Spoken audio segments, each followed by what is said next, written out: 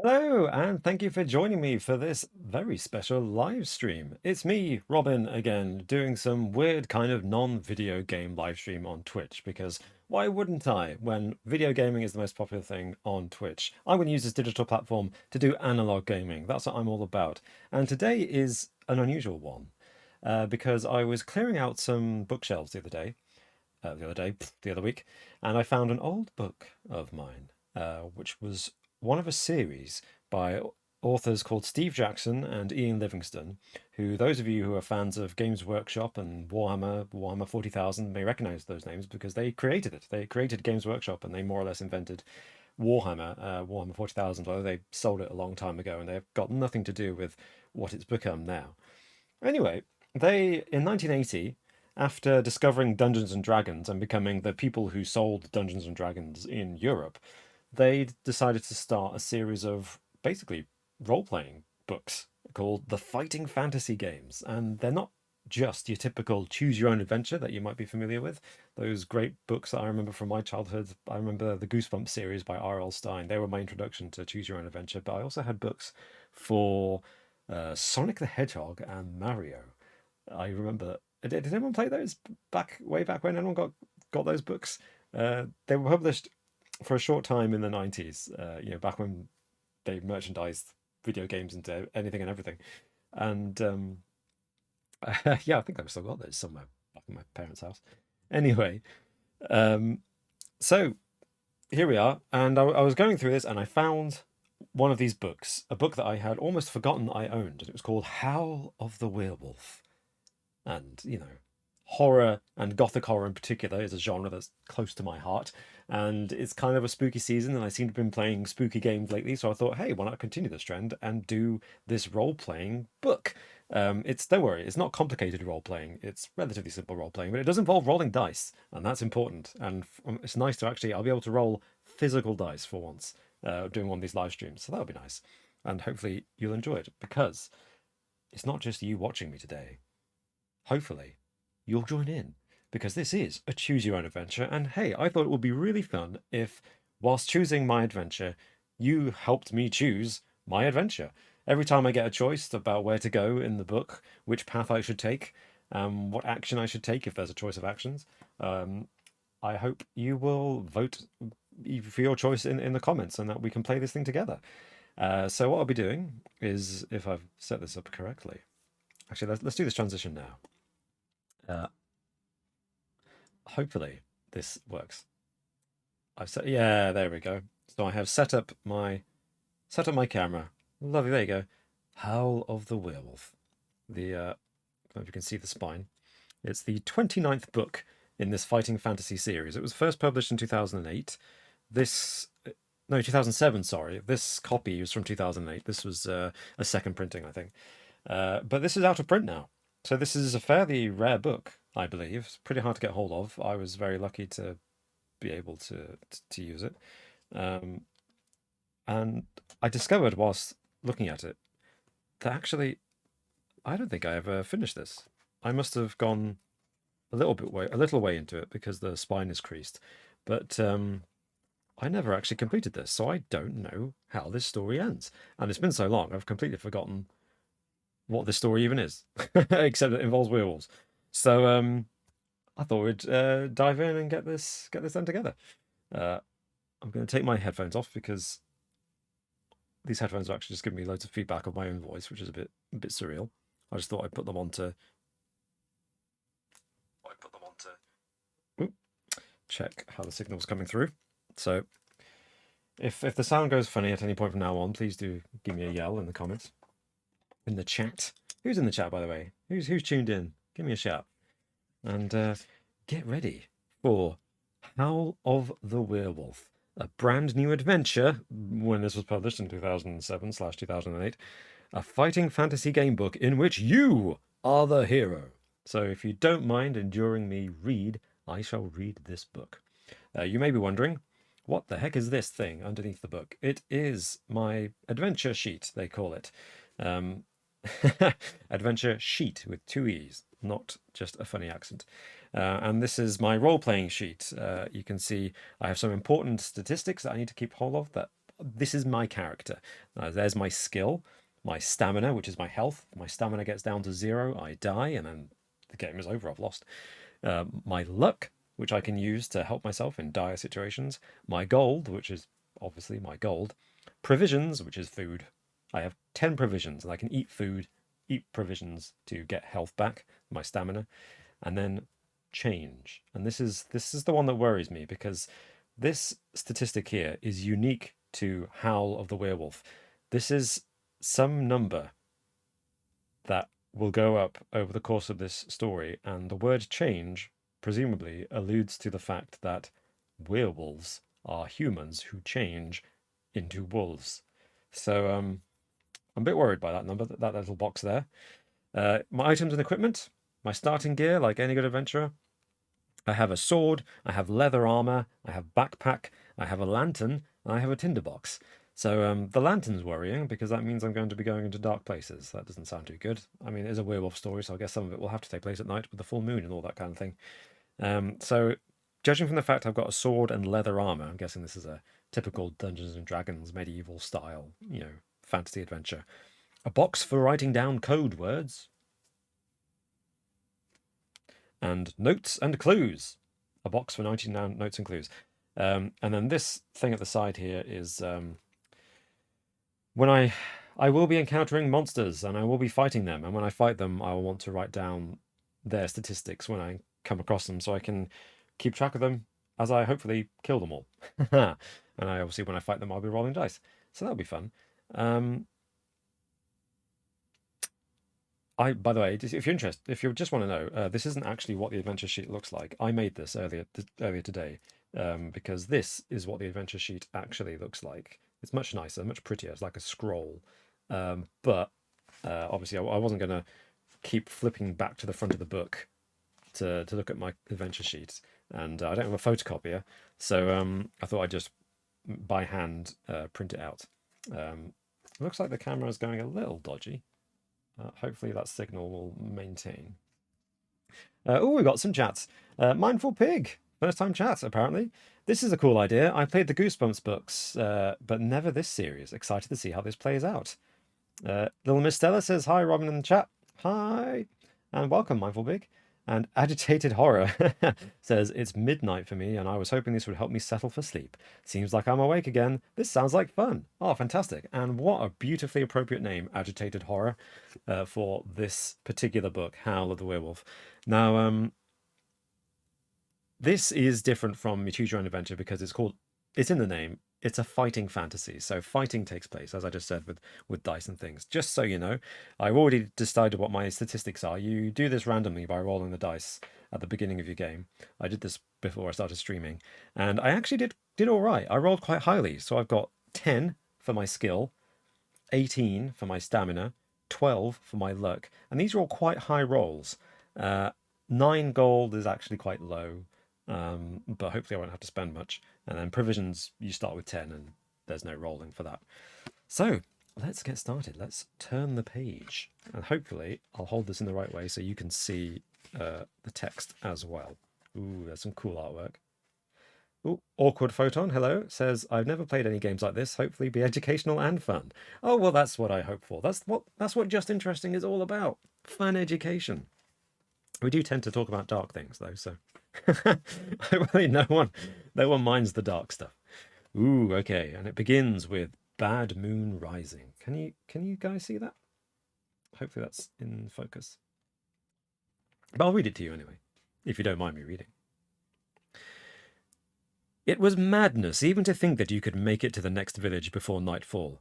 As dusk descended, what possessed you to leave the road and attempt to take a shortcut through the suffocating forest? An experienced sword for hire you may be, but your brash bravado has got the better of you this time, once and for all. Your heart beats a tattoo of near panic in your chest. Your ragged breathing rasps loudly in your ears. You quicken your step, just as you know that the creatures that are hunting you are quickening theirs. Oh.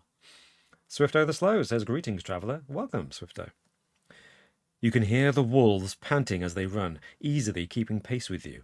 The night closes in, a smothering shroud of darkness. You trip over exposed tree roots, the moon, only a matter of nights away from being full, casting its sickly light through naked black branches above. To your agitated mind, the trees seem to claw at you with skeletal black fingers. Suddenly, the adrenaline rush of panic is replaced by that of desperate hope as you catch sight of a flickering light between the looming, leafless trees. It may be no more than a lone, guttering candle flame, but to you it is a brilliant beacon of hope amid the blackness. The light is shining from the window of an isolated hut, and suddenly you feel there is a chance you might yet escape the cruel fate that the encroaching night seems to have set aside for you. A howl cuts through the chill night air, a mournful sound that freezes the blood in your veins.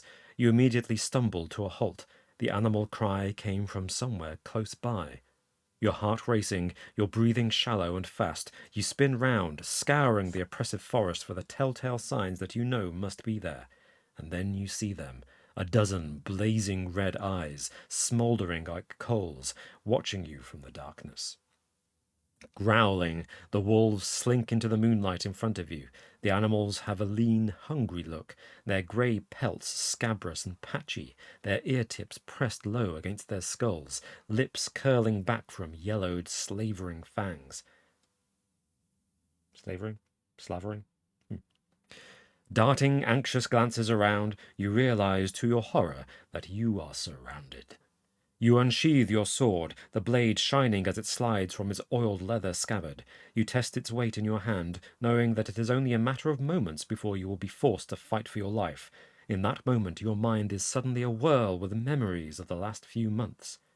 Growing weary of the comfortable security of the plains of Femfrey and Lendelland, sorry, you ventured north into that cloud-capped, frost-bitten realm of unforgiving mountain peaks and brooding forests that is Moristasia. The pettily feuding principalities of that deadly land have histories as long and as bloody as that of the old world itself. People talk in hushed tones of the vampire lords of Mortvania and the ghoulish death cults of Bathoria.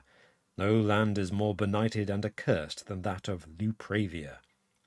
A chill place of primeval mountains, dark forests, and mist-shrouded moorlands, it is said to be haunted by the spirits of the restless dead.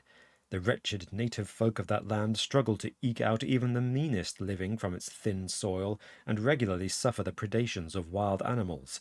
Only the foolhardy or insane would choose to willingly pass beyond its borders and enter that desolate realm. And yet, here you are, on the very edge of Lupravia, and suddenly everything you have ever heard about that place seems so terrifyingly real. A snarl more menacing and blood-chilling than any you have yet heard this hateful night brings you back to the present and the dire nature of your predicament. The wolves halt as one. Pushing aside the other wolves as it moves through the pack is the undoubtable leader. It is caught for a moment in the washed-out light of the moon, which hangs like a mourner's corpse-watch candle in the pall of night. You have never seen its like before. The creature is huge, a monstrous beast, twice the size of any other wolf in the pack. Its pelt is utterly black, apart from the one long streak of grey that runs from the top of its head all the way down its back. I think we'll want to remember that for later. The look of evil intent is in its eyes, something wholly unnatural in a wolf, something almost inhumanly human. A guttural growl that speaks of your imminent demise rises from deep within its chest, and the wolves begin to move again. With death reflected in its eyes, the great wolf prepares to pounce. Turn to paragraph 1. Well, that was a dramatic start. Oh, there it is.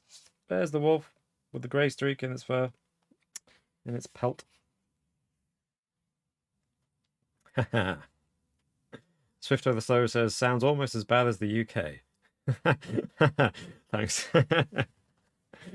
And Agitated Horror says, a storm has timed itself perfectly with this story. Perfect background to Robin's narration. Oh, that's kind of you.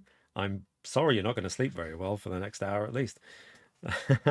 So, we're on paragraph 1.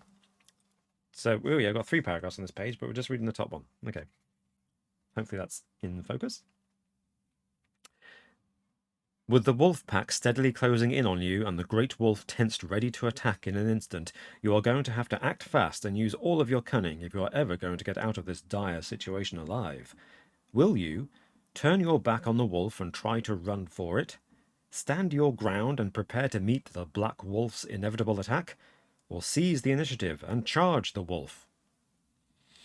All right, folks, we've got our first choice. 3 options.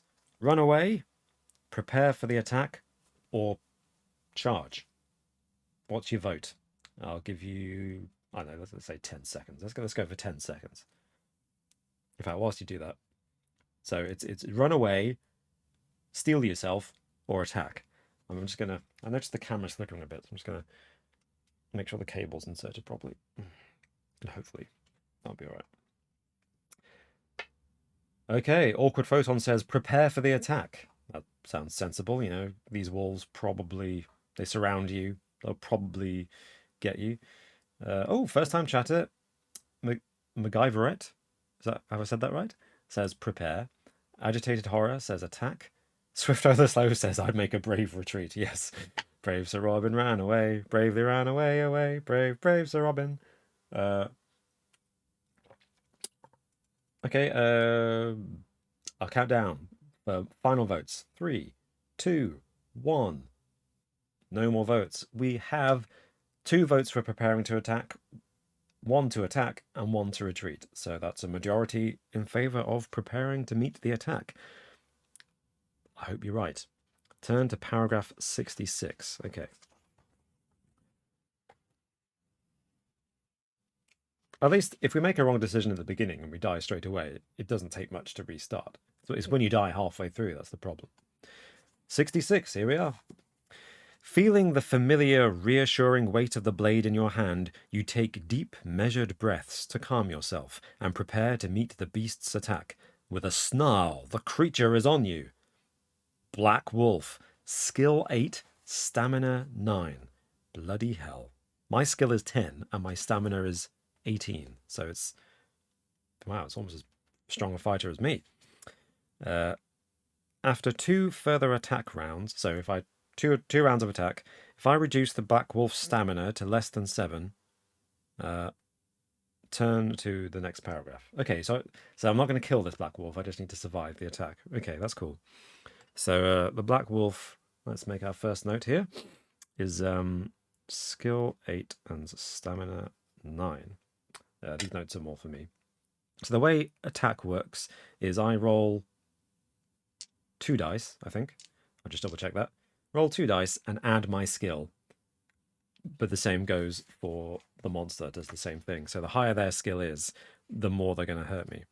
Let me just double check if it's I roll 2 dice.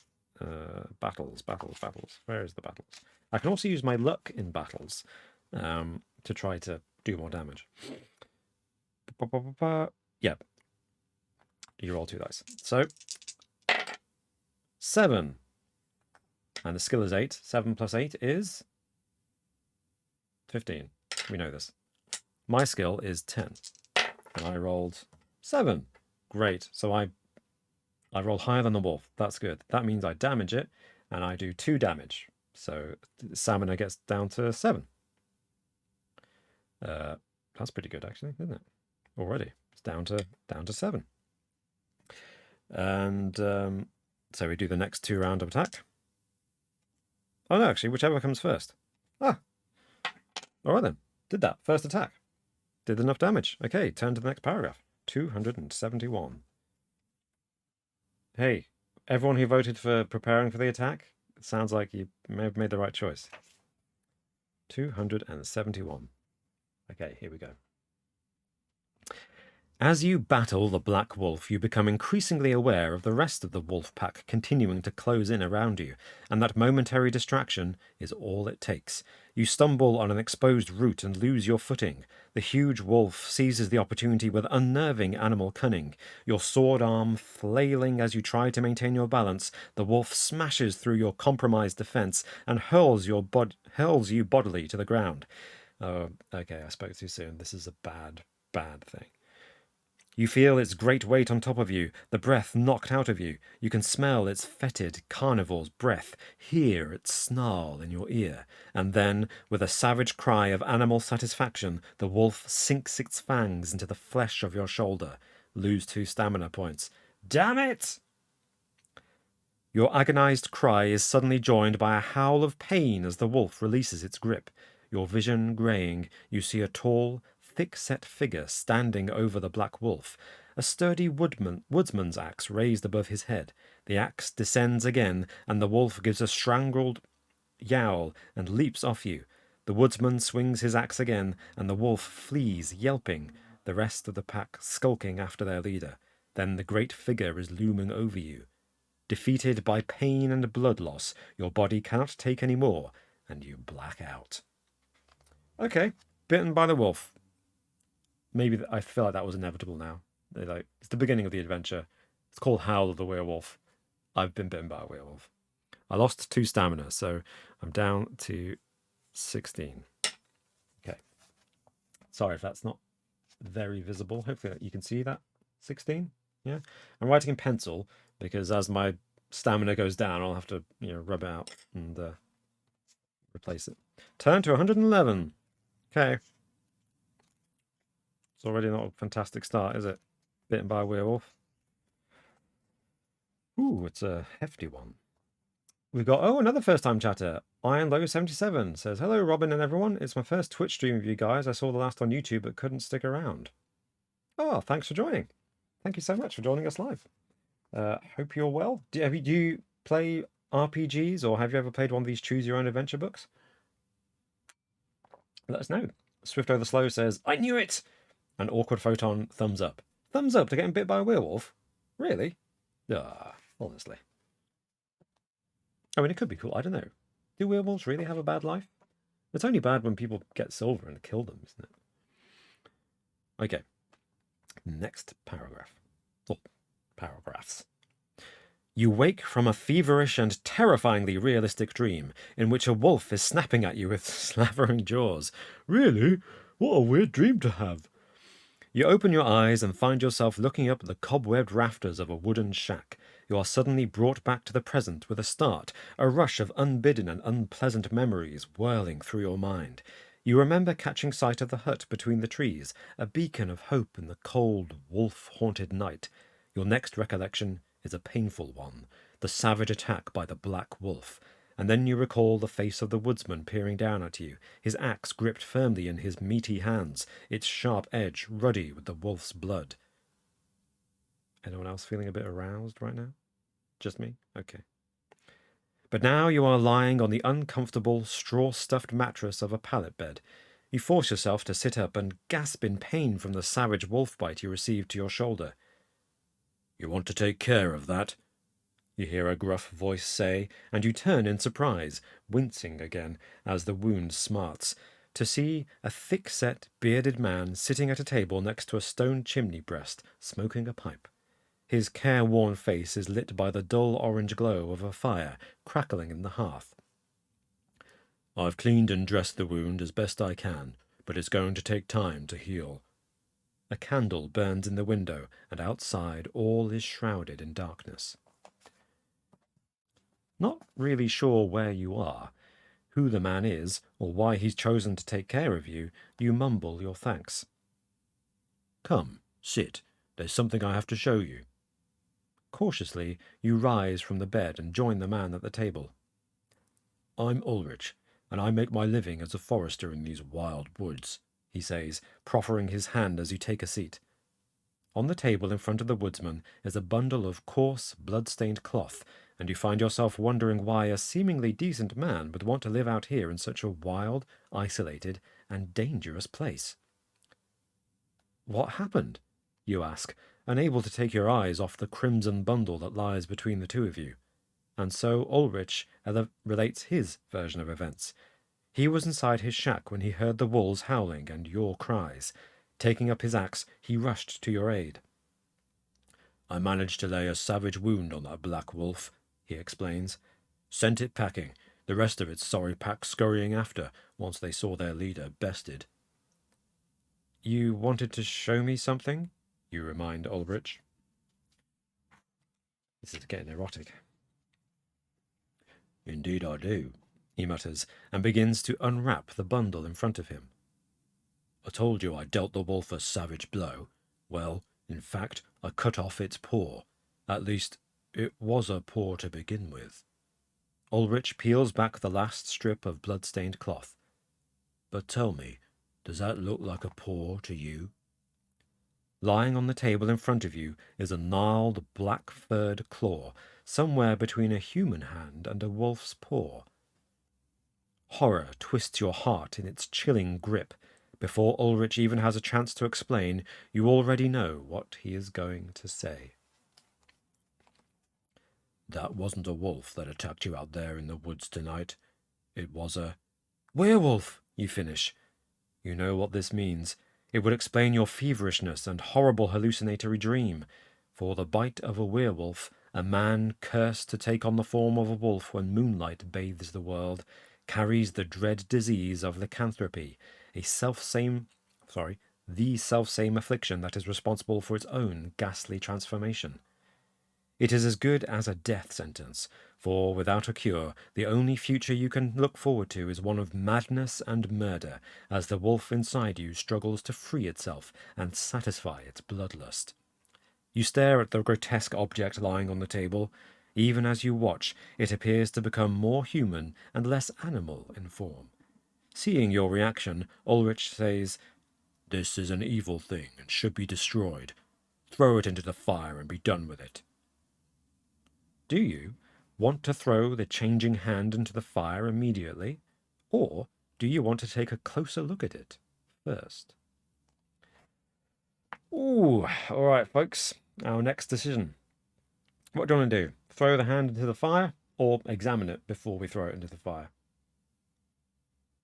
Vote now. And whilst we do, I'll read some comments. We got Agitated Horror says, bitten by werewolves. It's what all the kids want to do. And Iron Low 77 says, in answer to my question, do you play RPGs or do these choose your own adventure books? Says, no, I read one choose your own adventure book a long time ago. I was here a long time ago with Project Zomboid. Oh, yeah. Alex was playing that. But I do like a story board game where I don't do any work. Nice. Swift over slow laughed at that. Yeah. What do people think? We've got a couple of votes coming in, yeah. Yeah, we've got 4 votes. Yeah, 4 votes for examining it, no votes for anything else. So I'm guessing examine takes the biscuit. Okay, so let's go to 139. Sorry about that unpleasant sound as I pursed my lips there. Oh, it's a short one. Okay. Taking the hand in your own, by the flickering amber light of the fire, you examine it. The hand is now almost completely human, except that it still sports particularly long and hardened claw-like nails. But there is something else. On the middle finger there is a large gold signet ring bearing a remarkable crest on its circular face. The crest shows a howling wolf's head against a full moon. If you want to keep this morbid curiosity, add the signet ring to the equipment list on your adventure sheet. I mean, yeah, we're going to keep that, right? Of course we are. Good vote, everyone. We found a signet ring, which will either be useful to sell, or I think more likely useful to wear when somebody comes a knocking. So let's put that on out. I'll take the book out of the way. Add that to our list of items. Signet ring. It does feel like a little bit of a giveaway, though, if your signet ring is Howling Wolf and the full moon. A bit like, you know, that Michelin Webb sketch of, are we the baddies? You know, with the skulls on their uniform. Okay, so next we turn to 290. Right. 290. Here we go. Oh, there's that creepy image again.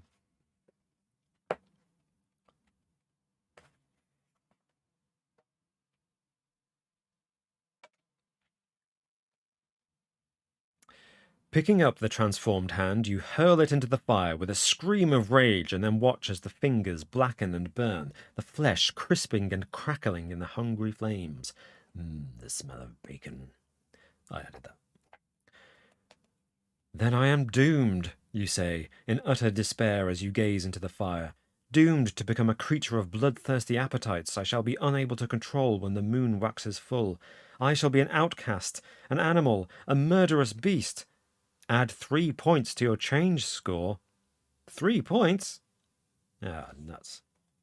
I was thinking it would go up by 1 at a time, not 3. Ugh.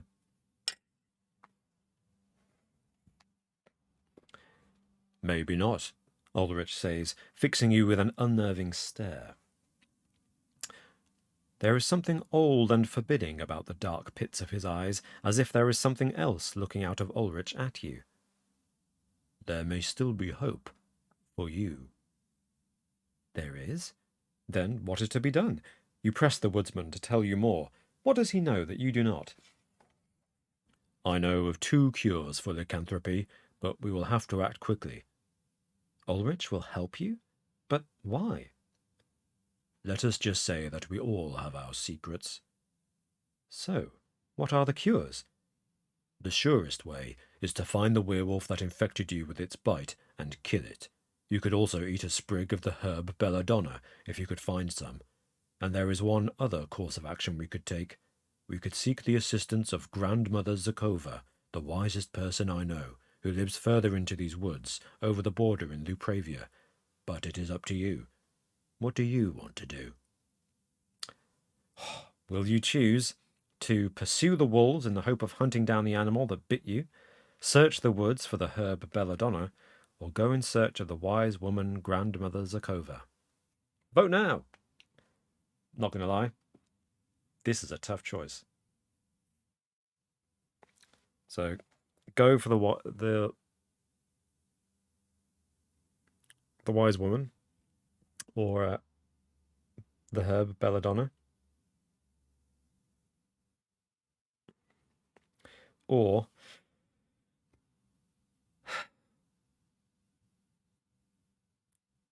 hunt the animal.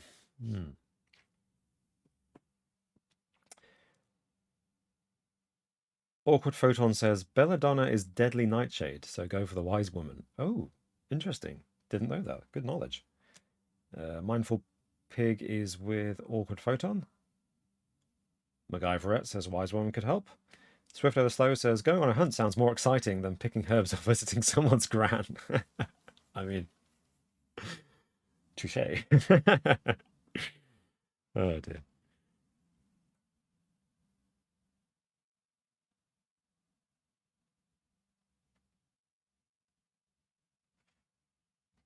Okay. We have, I'm going to count you down. 3, 2, 1. Any more votes? No. Looks like we've got the wise woman wins. Grandmother Zakova. I mean, we trust Ulrich right now, don't we? We trust him. So turn to 302. 302. Hey, it's a big one. Wise woman Zakova's going to give us some help. So I'm just checking. Is that in focus for you? Can you see that? I mean, I'll read it to you anyway. But yeah, just so you can see. You can see I'm not making it up as I go along. Ulrich sets off through the night at such a pace that, in your current condition, you find it exhausting to keep up. Your panting breath mists before you in the cold night air, but Ulrich shows no sign of slowing. Your predicament is just too dire, and you continue, half running to keep up with the woodsman as he hurries through the brooding forest, leading you deeper and deeper into this dark domain. Ho-ho, alliteration. You have been travelling in this way for almost an hour when you come in sight of a stone cottage, complete with sagging thatched roof.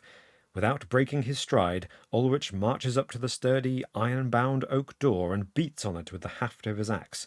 From inside the cottage comes the sound of shuffling steps, followed by a cracked, irritable voice. Who's there? And what do you want? Grandmother, the woodsman calls. It's Ulrich with a friend in need of your help.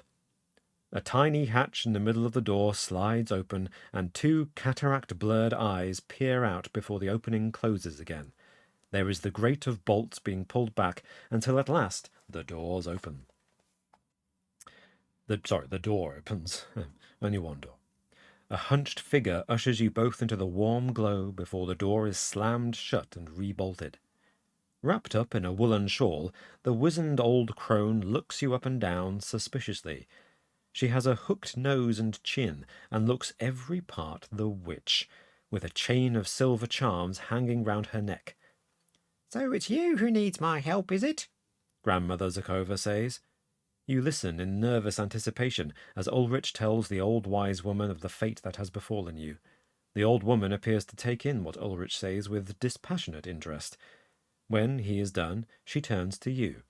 Without saying a word, she starts to prod and poke you, looking in your eyes and getting you to stick out your tongue.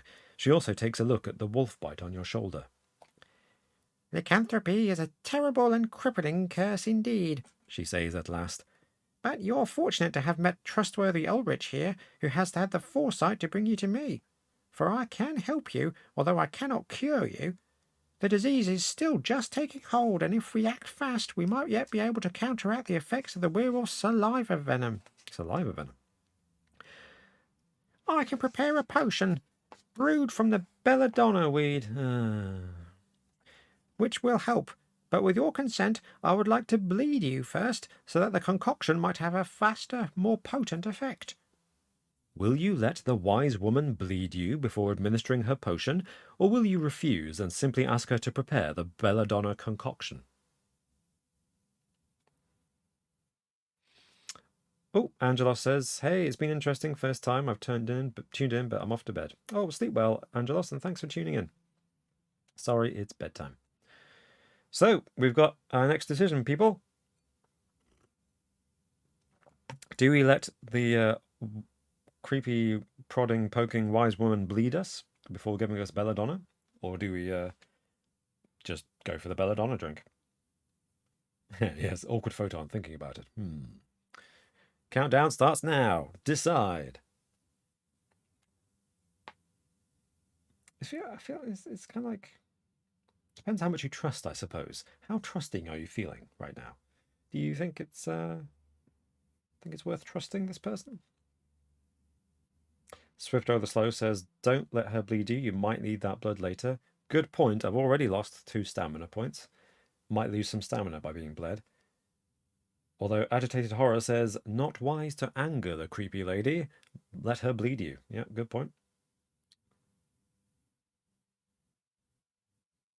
Okay, I'm going to count down 3, 2, 1. Any more votes? Nope. We've got 1 vote for not bleeding and 3 votes for bleeding. And 1 vote from Awkward Photon for maybe. Thanks. Thanks. So it looks like we've chosen to bleed. And we are 335. 3. Ooh. Ah, fart. Okay. Creepy puppets. Let's just hope that doesn't happen. I thought this was a werewolf book, not a creepy puppet book. Oh dear. Okay. 335.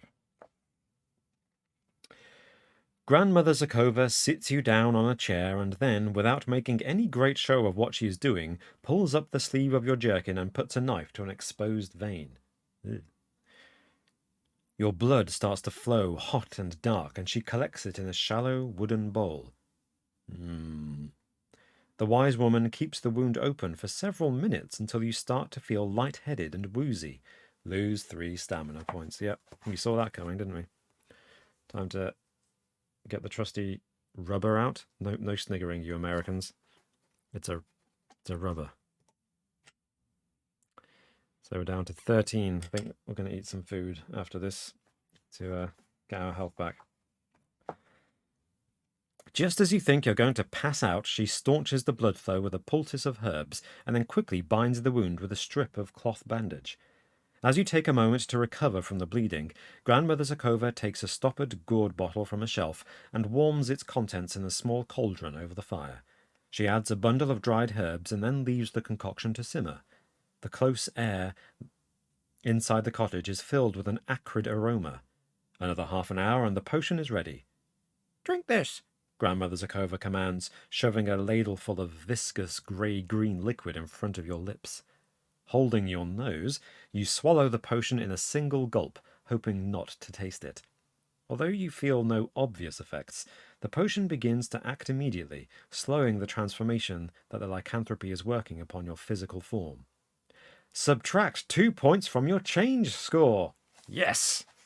Lovely job. Well done, folks. It was a bit of a long road, but we got that scary change score down from 3 to 1. We did it. Well, oh, you clever people. Swifto the Slow says, this sounds very bad. It does sound pretty bad. Now turn to 382. Ooh, I'm going further along the book. So am I cured? You ask the wizened wise woman. Have you rid me of the curse of the werewolf? Before Grandmother Zakova can answer, a chilling howl cuts through the night. It came from outside the cottage. Spirits preserve us, She gasps, clutching the necklace of charms around her throat. them. Oh, they're back. Ulrich hurries to double-check that the iron-bound oak door is secure. The howl is joined by other lupine voices, coming from all around the cottage. The wolves have Grandmother Zakova's cottage surrounded. Uh-oh. There is a sudden and totally unexpected rap at the door, which makes the old woman start and Ulrich tighten his grip on the axe. And then comes the voice that you will never forget as long as you live. Little pigs, let me come in. Begone, night creature! Grandmother Zakova screams. For a moment, the only sound is the snuffling of creatures prowling the perimeter of the cottage. The relative peace is violently broken by furious fists beating on the door. Let me in, you wretched swine! The malevolent, yet refined, masculine voice continues. My brothers and I wish to dine with you, and if you won't let us in, I'll huff and I'll puff and I'll break my way in. The unseen man's scream of rage seems to transform into an unearthly howl. The wolf pack takes up the cry, and deep inside you, something strains to answer their call. Roll 2 dice, and if the total rolled is less than or equal to your current change score... Oh my gosh. Well, my change score is 1, and I'm rolling 2 dice. Should I even bother?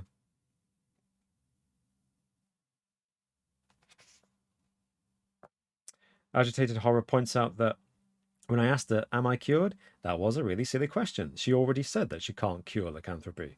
She did. Awkward Photon says, uh-oh. I also feel uh-oh. Quick question, genuine. Shall I bother rolling the dice? Because I can't get lower than 1 on 2 dice. I can only go higher. Let's just see how badly. Oh my... 11. Well, that was terrible, wasn't it? 37. Oh, I hope this is good. I hope this is good. This could go either way, right? 37. The cottage shudders with a resounding crash and something throws itself at the bolted door. Incredibly, the wolves are attacking the cottage, trying to force their way in. You are going to have to help defend Grandmother Zakova's home from the creature's determined assault. There are 3 ways into the cottage, the door by which you entered and 2 windows. Ulrich, Grandmother Zakova, and you all guard 1 entrance each. Choose who's covering which entrance. 8 wolves will attempt to break into the building. Roll 1 dice for each wolf. On a roll of a 1 or a 2, the wolf charges the door. On a roll of a 3 or 4, it attacks the first window. On a roll of a 5 or a 6, the creature assaults the second window. The door can resist 1 wolf attack. Ulrich will be able to kill 2 wolves before any of the animals can get past him and into the cottage. Grandmother Zakova can dispatch 1 wolf with her trusty frying pan before any others get the better of her. Any wolves that you must face, you fight 1 at a time, adding 1... Oh, okay. Okay, so I've got to fight... Yeah, 8 wolves. Yeah, that's right. That's a really good emoticon, Swifto. That is the perfect one. So which entrance shall we cover? The door or one of the windows? let's send, just to remind ourselves of what's going on, first window, second window, and then the door. Old lady on the front door, Ulrich on one window, and you on another. Another vote for window. That's true. The door can withstand a wolf before. That's a good point. So, grandmother Zakova is at the door. I'll take the second window. I'll take the second window. And then Ulrich at the first window. And let's roll a die for each wolf. So the first wolf. That's the door. Okay. There's one wolf at the door. That's the first window, so that's Ulrich. That's the first window. That's also Ulrich. Nice. That's me. That's us. Sorry, us. We're a team. So I've done half of them. That's also me. Oh dear. That's the door. I think Grandmother Zakova's dead. That's Ulrich. Nice. And I've just one more wolf to roll for, and it goes for the door. Yeah, Grandmother Zakova's going to be overcome. We only have to fight 2 wolves, though. Oh dear. Maybe we should have taken the other window. So the door will get rid of 1 wolf, so we can just scratch that off, or rub it off, actually. Let's get rid of that. And then Grandmother with a frying pan can take care of another wolf, but then that wolf will enter the cottage.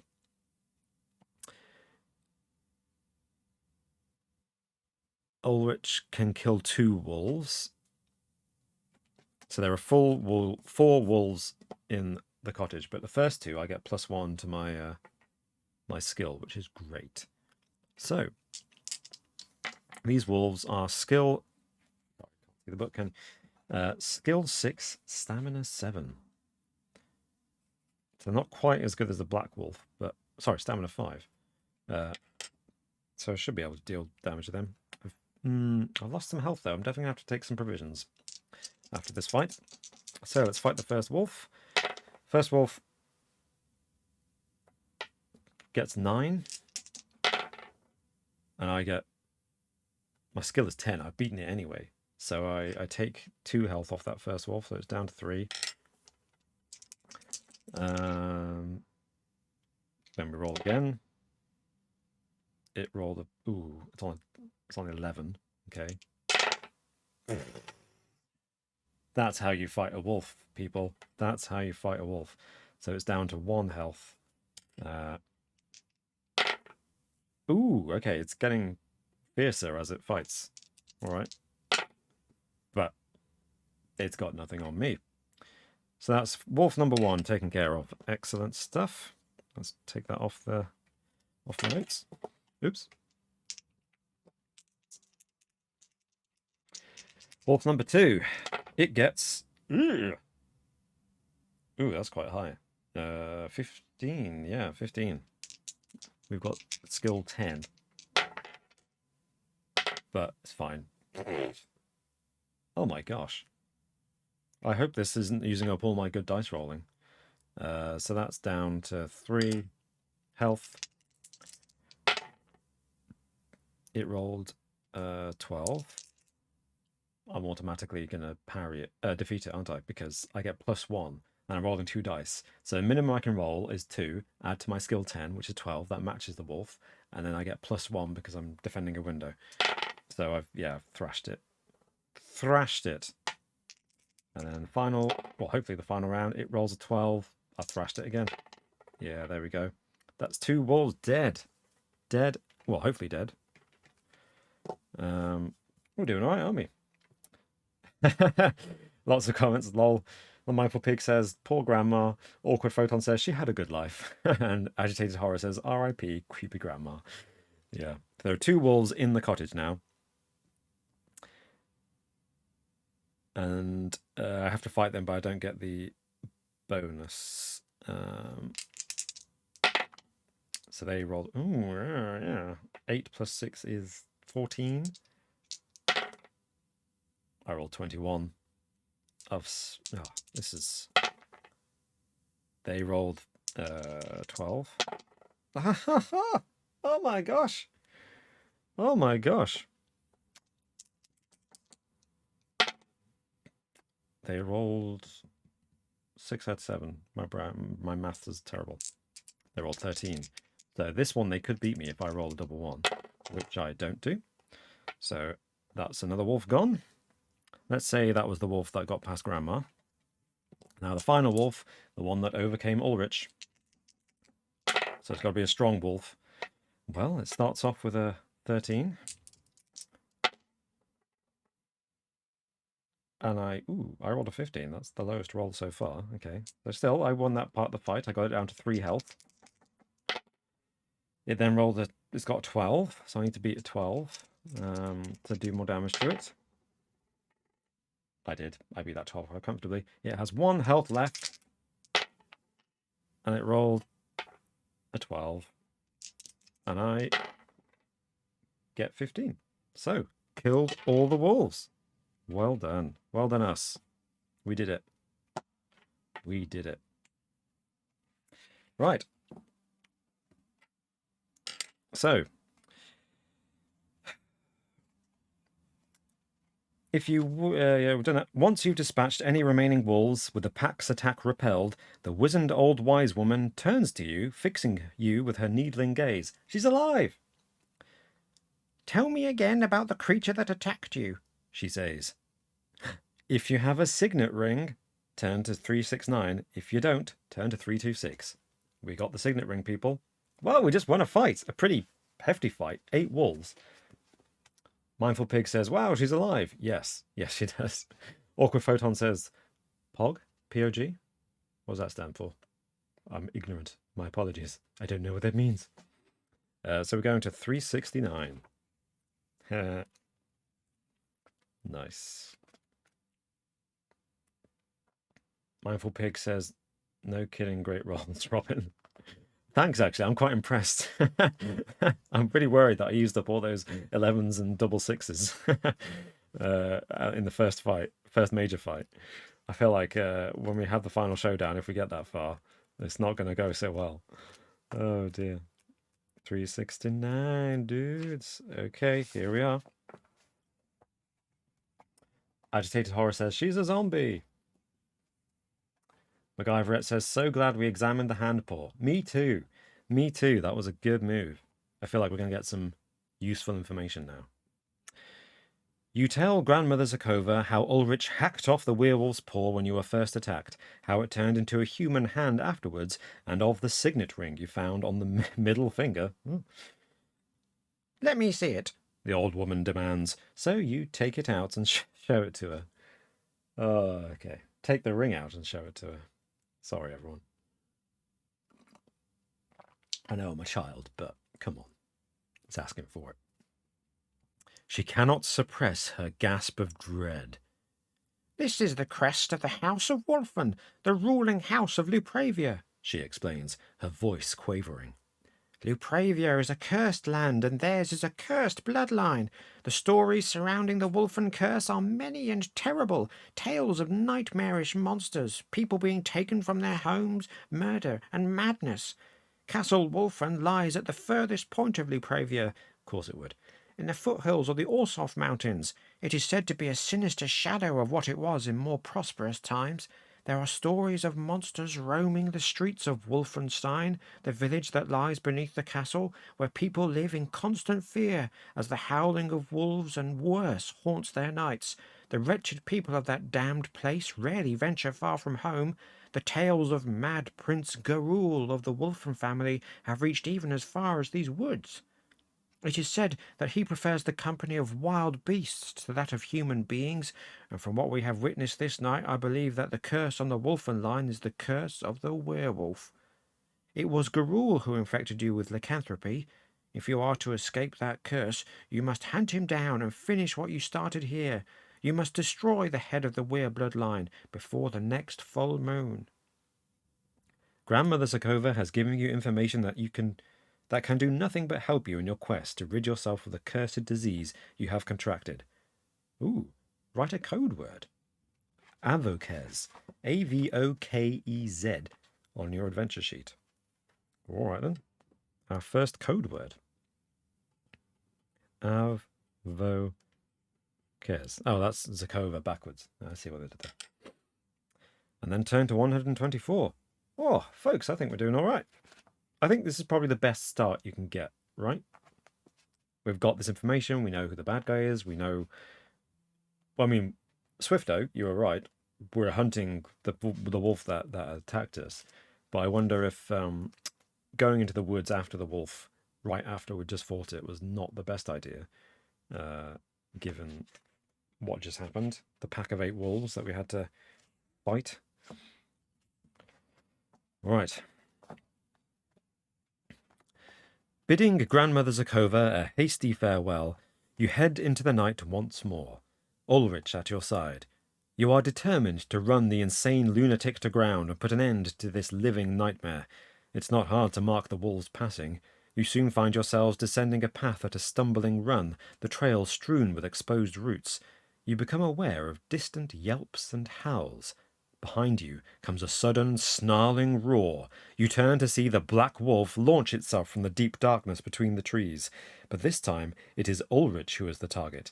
The creature has revenge on its mind. You hear a sickening crunch, and Ulrich howls in pain as the wolf sinks its teeth into his throat. Then the woodsman lies still. You watch, frozen for a moment in disbelieving horror, as the wolf rises from Ulrich's prone form, and you realize that it is now standing on its hind legs. Only the creature is a wolf, no longer.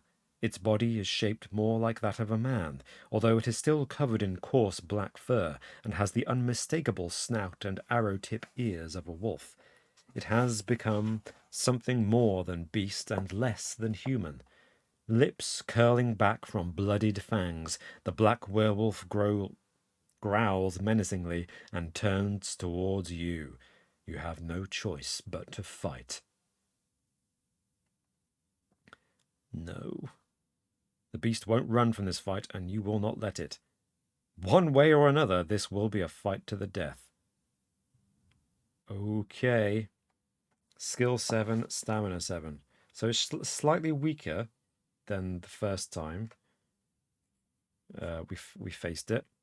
But its stamina is 7, which is what we took it down to last time, so it's still injured. Poor Ulrich, he's ripped his throat out. Okay. Let's get into this fight, folks. Oh, before we get into this fight,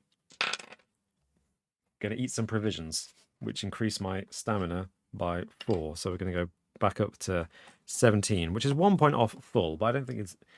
Given each provision increases your stamina by 4, I feel like it's not worth eating 2 provisions to get 5 back. It feels like a waste of provisions if I do that. So we're down to 9 provisions. Okay.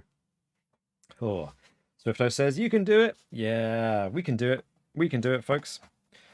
So let's roll the Black Wolf. They roll a 4. Plus 7 is 11. Our skill's 10. We can beat that. And we can. Very easily. So it's down to 5 stamina points. Oh, come on, folks. We can do this. Oh, shoot. It's on 16. Okay. It might do some damage to us. We need to roll higher than a 16. Which we do. 20. Ugh. It's down to 3. We are going to kill this Black Wolf. We are going to kill it. This is where we find out it either runs away when we defeat it, or it's actually like the nephew of the guy we need to kill. It gets a 5. Plus 7 is 12. We can beat that. Yeah, another 20. Whoa. Making short work of this. It's down to 1 health, people. It's down to 1 health. Mindful Pig says, oh my god, lol, Robin, you have a talent. Yes. Finally, I've discovered my hidden talent. It's rolling dice.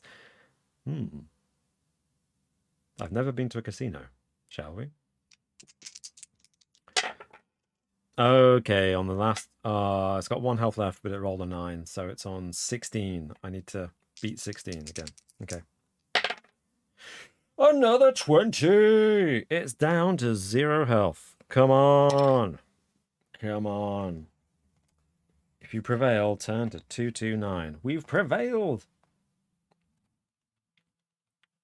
229. Oh, I don't think it's dead. Too soon for it to die.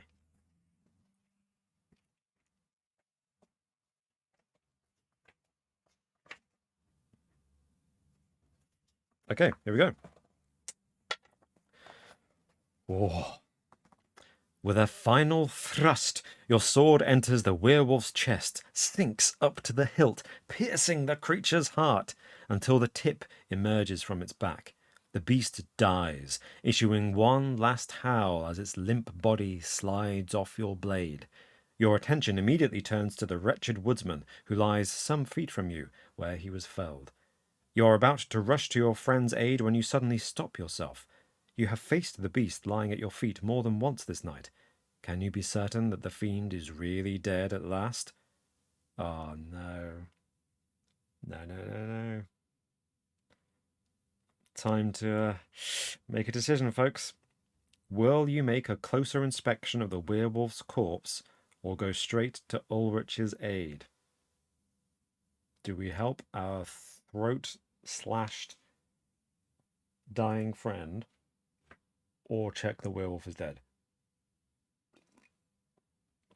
Vote now. Awkward Photon says, go to the casino and it won't just be your dice that are loaded. Nice. I lie, actually. I have been to a casino once for the first time earlier this year. And I didn't do any dice go rolling. They had a roulette wheel and blackjack. 21, whatever you call it. I didn't play the blackjack, but I did have a go on the roulette. And it was brutal. It was over. It was over very quickly. Awkward Photon, we've got a vote. Go to Ulrich. We owe him that. That's a reasonable point. Mindful Pig says it's true. He's been a huge help. Yep. MacGyveret says inspect the wolf. Ooh, lost the book. Don't worry. Back again.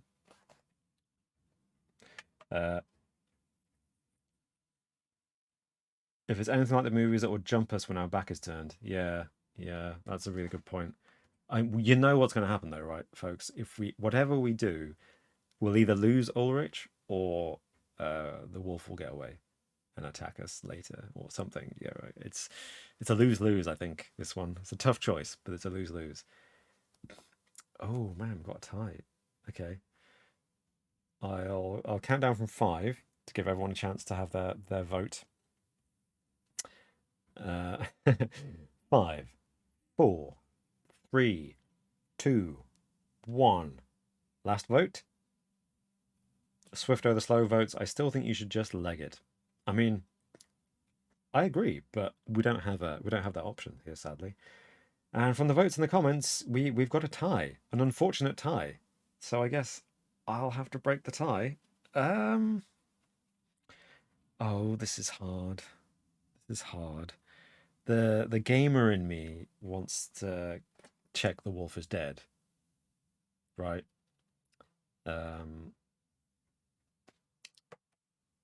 Oh, high and low 77, a late vote. It is a late vote, but it does say don't inspect. So that's 3-2 in favor of helping Ulrich. So let's go help Ulrich. Thank you for making my decision for me. I was too torn. I want to help Ulrich in my heart, but my head says check the wolf. And it's just hard to make that kind of decision. Okay. You hurry over to Ulrich. At first, you're thrilled to see that he's not dead. Oh, he's going to turn to a werewolf, though. He lies there with one hand clamped over the wound to his throat, but then you realize that there is something else terribly wrong. By the light of your lantern, you see that Ulrich's eyes have turned blood red, and his face is pulsating. Okay, that's not good. Okay, yeah, here we go. His face is pulsating, as though the bones beneath are rearranging themselves. The wounded woodsman fixes you with that same red-eyed stare. Run is the one discernible word he manages to utter. Hey, Swifto. You'll be pleased to hear that. Before his voice becomes an animal roar.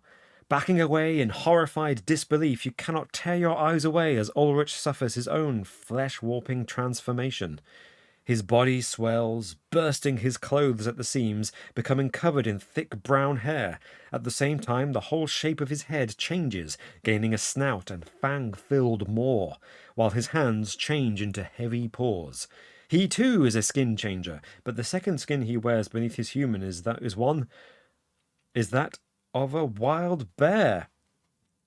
Rising on its hind legs, bellowing ferociously, the werebear attacks. You have no choice but to fight your friend. Oh no. Oh no. He's got skill 8 and stamina 10. So he's going to take a lot. He's going to do some damage, I think, before we get him down. This is horrible. We're going to have to fight and probably kill Ulrich. Sorry, I'm just noting down the animals the monsters have faced. Oh, I don't want to do this, folks. I don't want to fight Ulrich. Especially when he's a bear. Can't we just cuddle the bears? Like, that's the thing, right? If a bear charges you, you just stand your ground and, like, no. That's the thing, right?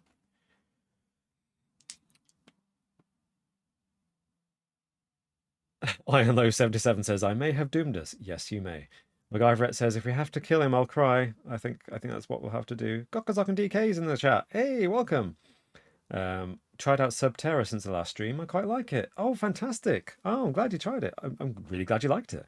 I thought it was good. It's a good game. Did you try it solo or did you try it with friends? Swifto the Slow says, I guess we'll just have to grin and bear it as we deal with the shocking twist, mindful pig, of the werebear. So he gets a 7 plus his 8, that's 15. Okay, that's not too bad. We can fight that, I think. We get a 17. So we've taken him down to 8 health points left. Okay, we can do this. We just need to 5 more attacks. He gets another 15. We get a 16. That was close. He's down to 6 health. I think, just for the record, it's not entirely my good luck dice rolling. I think my good luck dice roll at the beginning of the game was getting a 10 for my skill, which is really high, like unusually high. So I think that's what's really helping his combats go well so far, he says. Tempting fate. Touch wood. Touch wood. He rolls another, a 7. Yeah, which is, he's got 15 again. He's consistent, this bear. I rolled a 16. Oof, just. He's down to 4 health points. We can do this, folks. Oh, no, he rolled 11. 11. He's on 19. I'm going to have to beat a 19. I have to roll a 9, at least, just to parry this attack. No, roll a 3. I rolled a 13, which means he takes 2 damage points off me. So I'm down to 15 stamina points. I can outlast him. We can outlast him thanks to our armor, I guess. We've got 15 points to his 4. We can do this. He attacks again. He rolls merely 13. We roll 16. Yeah, he's down to his last 2 points.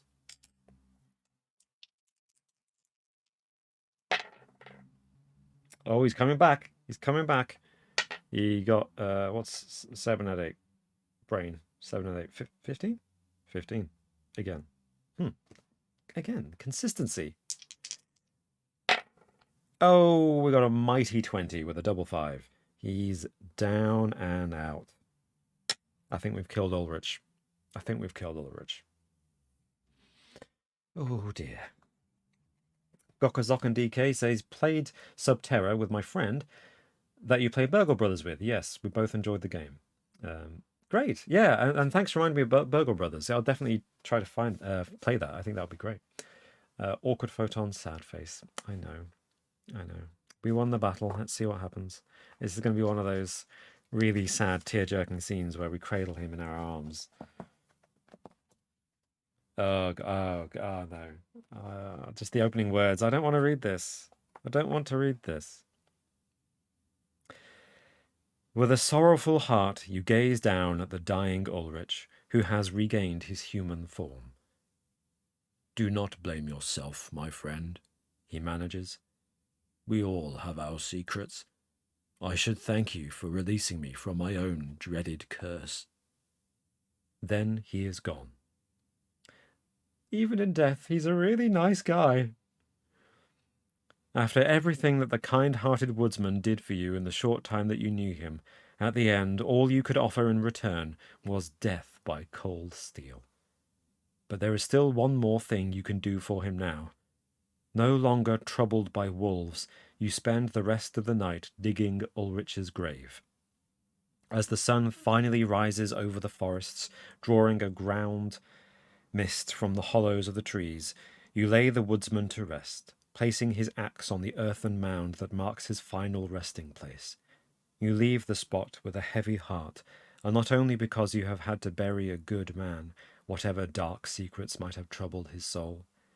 Despite having slain the werewolf that infected you, it is clear the affliction still has a hold of you. Exhausted, you lie down to sleep as a watery sun drags itself into the sky behind a veil of grey cloud. It has been a harrowing night, and in spite of all the worries running through your mind, you still sleep, although your dreams are beset by visions of Ulrich changing into a savage bear, roaring in bone-wrenching agony. When you wake, stiff and sore from sleeping on the root-knotted forest floor, the sun is again sinking in the sky. Ah, shoot, you slept through the day. Your search for the head of the werewolf bloodline cannot wait any longer. The next full moon can only be a matter of days away. Something in your blood tells you that the resolution to your quest lies somewhere within the land of Lupravia. Walking east, you descend out of the chill forest and emerge on the westernmost boundary of the principality. There is a noticeable absence of birdsong, which unnerves you. Crossing gorse-covered heathland, in the far distance you can see the hazy purple peaks of the mountain wall, that holds the ancient principality of Lupravia within its rocky embrace. Ahead of you lies a land of menacing forests, boggy moorland, and abyssal river gorges. Nestled at the base of the narrow valley you are descending is a village of grey, steeply pitched-roof buildings, clustered together as if for mutual protection from the bleak wilderness all around them. Stony, cropless fields surround the settlement, making the whole place appear truly uninviting. As you get nearer still, a weathered road sign informs you that you are approaching the village of Strigoiva. Okay. Horror and fantasy fans who may be listening. Strigoiva? We know what Strigoi are, right?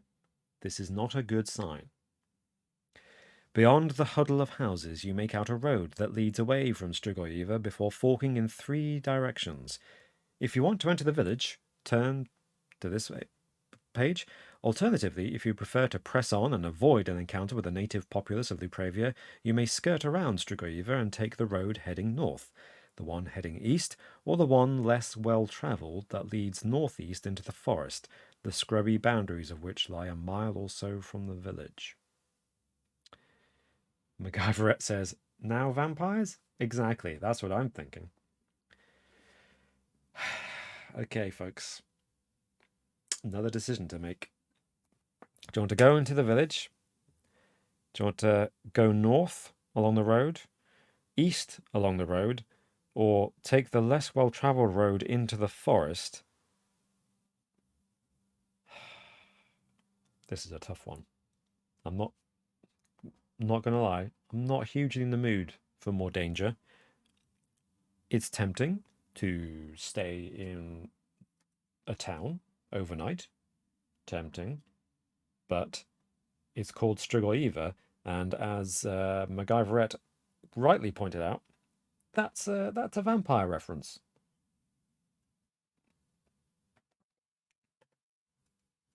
So I don't know if I honestly don't know if that's really what we want to do. So vote now in the chat. Put your decision down. Go into the village, take the road north, go east, or head into the forest.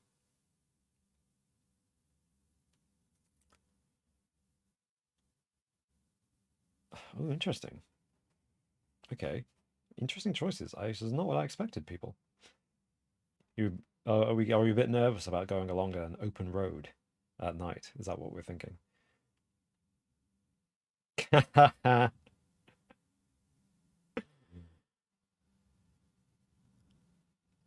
I'm gonna count down from 5 this time. The final votes. Get your votes in before I get to 0. 5, 4, 3, 2, 1. And the votes are in. Swiftlo the Slow says, go to the village and see if you can get a bite to eat. Nice one. But I'm afraid you seem to be outvoted. We have a pretty thorough consensus for going to the forest. Agitated Horror suggested going north along the road, but everyone else says forest seems safer. Yeah. MacGyveret suggests we could hide and recuperate in the forest. I think recuperation's a good point. I could eat some more food and get to full health again. Shall we do that? Shall we go into the forest with our full health? I think that's probably a wise idea. So we'll make that 15 into an 18 and strike off another provision. I feel don't want to eat too many provisions. Maybe we can buy some from a shop in a village. But no, we're going into the forest. Why? Why the spooky forest? I know you've explained why. I just don't want to. You're making me do things I don't want to do, folks. Okay, here we go. Leaving Stugoiva, you make your way towards the dark spur of trees that delineates the outermost extent of the forest. Gnarled and twisted trees arch over the path between them, forming a foliage tunnel that leads into the depths of the woods. Between the crowded trunks and clutching branches, the forest is as dark as at dusk. Occasionally you hear the twitter of birdsong or the distant shriek of a forest animal, but you see nothing. The forest has an uncanny quality to it that unnerves you. It has all the atmosphere of the woodlands of fairy tales and folklore. The dimming of the half-light that penetrates this far beneath the trees tells you that night is on its way. A clearing opens before you, and you find yourself looking at the mirror-black surface of a woodland pool. Traces of waterweed trail the surface amid patches of thick, slime-green algae. The pool is a good 100 yards across, but in the twilight you can see that the straggly path you are following wends its way around the edge of the lake to the far side. As you prepare to set off again, the sound of singing drifts to your ears over the water. It is a lilting, wordless tune that speaks to you of melancholic loneliness and a deep, dark sorrow. Roll 2 dice. If the total is less than or equal to your current change score, go this way. Okay. Change score is still 1, thank goodness. So, yep, it's greater than. Didn't have much choice there. It was always going to be greater. This isn't good, is it? Swift Trailer Slow says, is Dick Turpin in these woods? Maybe it's the sound of Dick Turpin. I'm going to interject for a moment, just slight tangent. We kind of obliquely referred to it on the last podcast, but there will be something maybe Dick Turpin related on the channel in the coming months. We'll see. We'll see. Turn to 161. Right. I really hope we resisted the call of this thing. 161. Oh, okay. Very short one, and it's a skill test. The sorrowful voice continues its song, and you feel that it is speaking directly to you, even though no clear words are ever uttered. Entranced by the mesmerizing voice, you find your feet turning from the path towards the water's edge. Test your skill. Oh, nuts. Now, I think skill test is I roll 2 dice? Yeah, roll 2 dice. If it's less than, I've succeeded. Okay. Now here's where rolling high all this time, I don't want it to go high this time. My skill is 10, which is, like I said, it's really good. That's really high because when you do skill test, you roll 2 dice, and if it's less than your skill value, sorry, you succeed. So the fact that I've got 10 and the maximum roll here on these dice is 12 is the odds are in my favor. He says, tempting fate. Shoo! Ooh, I just passed that. Thank goodness, because I feel like this was going to be siren song, wasn't it? Into the water. Well, that's quite nice. Look, don't know if you can see this, but if you fail the skill test, you go to 46. Sorry, if you pass, you go to 46, and if you fail, you go to 64. They just flipped it. Oh, nice. I wonder if they've done that for all of the skill tests. Right, 46.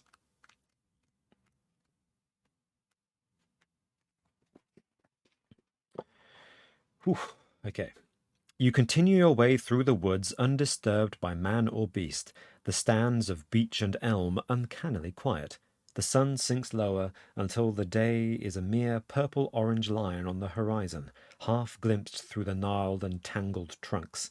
With sunset almost done and moonrise well underway, you reach a crossroads in the forest path. Surprisingly, for such a lonely, isolated place, there is a signpost with 4 place names marked on the 4 panels that point northwest, southwest, northeast, and southeast, respectively. Balki, Strigoiva, Wagenhof, and Maun, M-A-U-N. Having travelled from the west already, and sensing that your path lies towards the east, you ignore the other track that leads back west through the forest, leaving you a choice of 2 routes. You have heard too many tales about what happens during the witching hour to spend a night in the open at a crossroads. So, will you head northeast towards Wagenhof, indicated in Gothic lettering on a larger sign, or follow the Morn path, southeast? So, folks, what's it going to be? Awkward Photon commented saying, maybe the singing is coming from a forest nymph. I think exactly that's what that is. Luring me towards the water, possibly a water nymph. Agitated Horror said, don't go near the water. Algae is probably toxic. Yes. The twist is you're actually a plumber, and this is a metaphor for plumbing.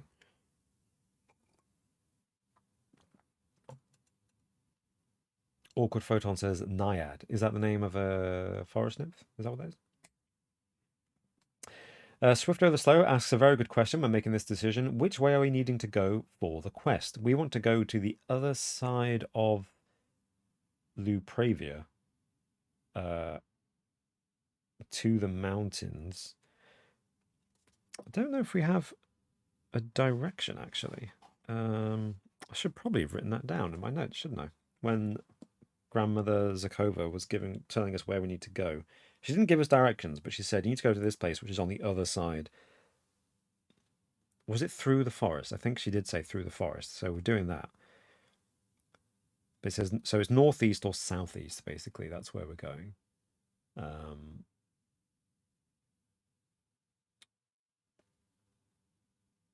So it's either the Wagenhof, which has Gothic lettering on a big sign. So it sounds like a city, maybe. Or Morn, which is, by implication, a smaller place, which maybe would be less useful. I can't remember, I'm afraid, what other instructions Grandmother Zakova gave us. Thanks, Awkward Photon. A Naiad is a water nymph. So we've got a vote for northeast. I think southeast will be backtracking. Apparently we come from the west, so southeast might not be backtracking, but yeah, north feels forwards, doesn't it?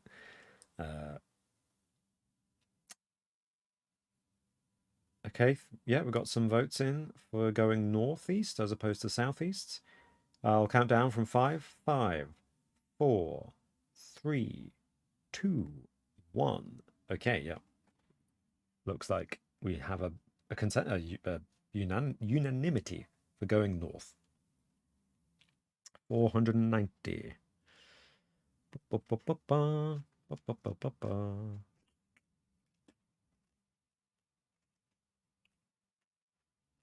We'll get there eventually. Oh my gosh, there must be like 500 sections in this.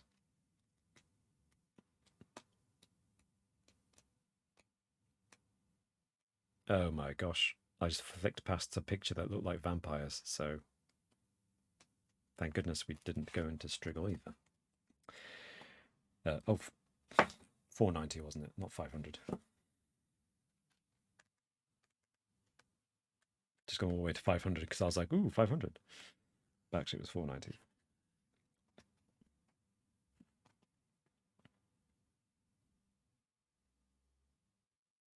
Okay. The way through the woods that you have chosen widens as it passes between drifts of fallen leaves between the trees. The pale disk of the sun sinks lower in a featureless grey sky, the monotonous skyscape broken only by the flapping specks of birds returning to their roosts. Their hoarse croaking cries echo across the leafless canopy. Your mind turns to thoughts of where you should camp for the night as the moon appears like a luminescent lantern above you. Without any warning, you are seized by crippling pains that force you to your knees, gasping for breath. Something is happening to the very fibre of your being. Write the number 234 on your adventure sheet and turn to number 20. Okay? 234, eh? That's not scary at all. Just write a number, just a random number on your sheet. That's not going to come back into play. Sure it isn't. Right? Oh, this is very unpleasant. Go to 20. 20.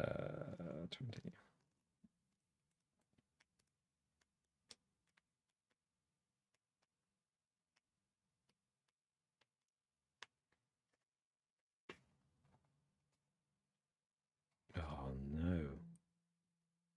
Oh, it's not looking good, folks. The lycanthropy is steadily spreading throughout your body, and changes are being wrought at the core of your being. In fact, perversely, the curse of the werewolf is making you physically stronger and more adept. Increase your current and initial skill score by 1 point, and your current and initial stamina score by 2 points. You must also increase your change score by 1 point. I mean, there's some perks to being a werewolf, I guess. Yeah.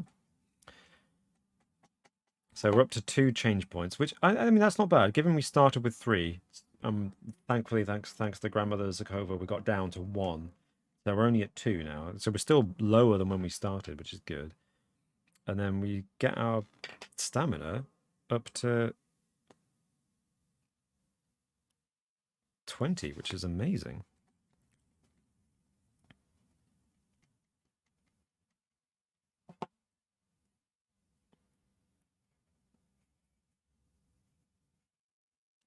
And then our skill goes up by 1, so to 11. Oh boy, we're getting skill.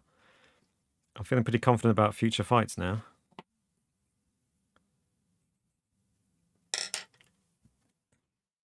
Okay, this is good. This isn't bad. There are other changes that you're becoming aware of too, which might not be altogether unbeneficial. Roll a die and turn to the paragraph indicated. Oh. Okay. So something good or bad might happen depending on this die roll. 3. Turn to 469. I feel like we were just here.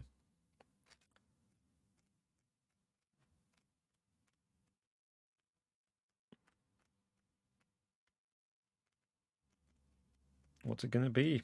What are we going to become? The Quickening. Highlander. Your reflexes have become sharper, your reaction times faster, and you're now as agile as a wolf. Add 1 more point to your skill. And record the quickening on your adventure sheet. And turn to the paragraph with the same number as the one you were last instructed to write down. Okay. That's what that 234 was about. Nice. The quickening. So I guess periodically on this adventure, we might have to,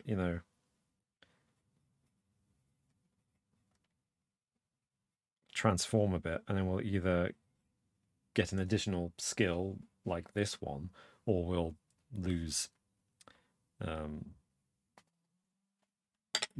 something. But we're up to 12 skill, which is the maximum I think you can have. Certainly, it's whenever we do a skill check, we're never going to fail it, as long as we've got 12 skill, which is incredible.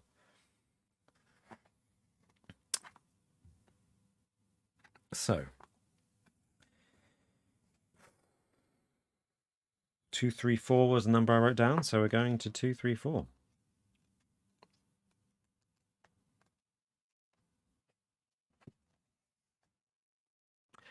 In time, the pain passes again, and you continue your journey, determined to press on further before finding somewhere to pass the night. It is then that the sound of music drifts to you through the forest, voices raised in song, accompanied by a lilting accordion accompaniment. A little further along the path, you catch glimpses of firelight flickering behind the silhouettes of midnight black trees. Do you want to leave the road and travel towards the music and the light of the campfire, or would you rather keep on along your current path and look for a place to stop, well away from any other encampments? Time to choose, folks. Do you want to join this bright campfire with lilting song and accordion music, or do we want to keep going on our own and try to stay away from everyone? Vote now. Go to the camp with the song and dance. Well, maybe there's dancing. Definitely an accordion. Folkies in the woods, they sound like they're having a good time, right? They're not going to do anything bad. But then maybe we should stay away, especially since we're uncontrollably succumbing to some lycanthropic tendencies. We've got 2 votes so far. Keep on coming. Keep on coming. Ooh, some interesting, reasoning going on there. Ooh.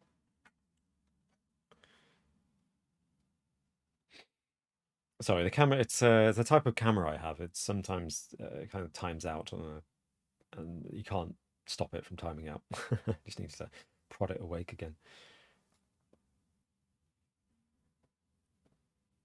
So I'm going to count down from 5 for people to give their votes in. Last chance. 5, 4, 3, 2, and 1. And we've got 3 votes. Only 3. Gokkenzock and DK says go to the camp. Swift Over Slow says sounds like a trap, keep on the path. I mean, I'm kind of inclined to agree. Awkward Photon says join the camp, we need to socialise a little, we might learn something useful from the people there. And MacGyverette says join the camp, hopefully they won't kill us for looking wolfy. Nice. So yeah, 3 to 4, 3 to 1. Sorry, Swifto, you're outvoted again. Go to the camp. If this goes wrong, folks, if these turn out to be psycho gypsies, then, it's not on me or Swifto. For the record, I'm not saying that gypsies are bad people. Am I allowed to say gypsy? That's not allowed anymore, is it? Travellers. Sorry. 2, 3, 4. So we're going to the campfire, which is 288.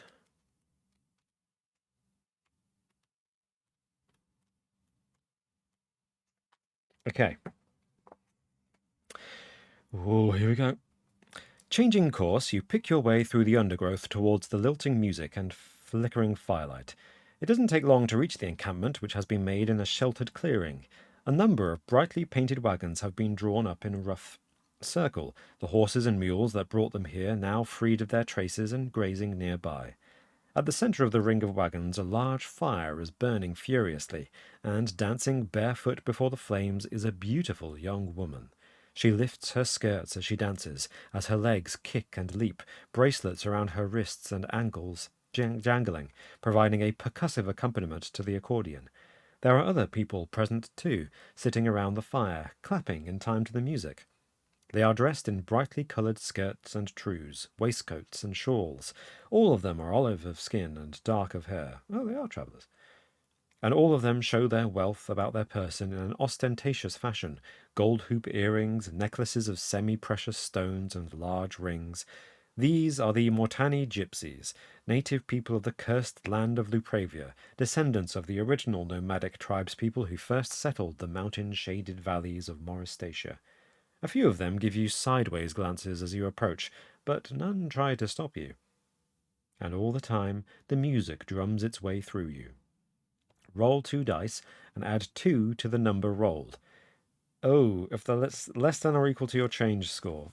Well, my change score is 2.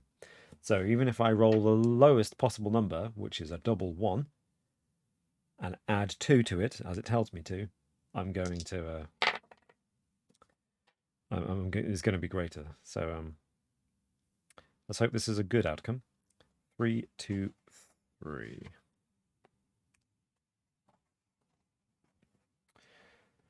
Swift over slow. Lol. Yeah. The gypsies readily welcome you into their gathering, and soon you are tucking into roasted rabbit and cask-brewed fiery vodka. Restore up to 4 stamina points. Ah, I would have got full health. Didn't need to eat those provisions earlier. That's a shame. Caught up in the fervour of good feeling, watching the Mortani dance the night away, your soul soothed by the music, the evening seems to pass like a dream, and eventually, exhausted after your long trek through the woods, sleep takes you. You wake refreshed from a dreamless sleep to find the grass glistening with dew, the ground cold beneath you, and the Mortani gone. Only the blackened embers of their campfire remain. Mystified by the strange behaviour of the capricious gypsies, you prepare to set off again, when something about the weight of your backpack makes you stop and check inside it. Oh no! Oh no. For 2 reasons. So I roll a die, and either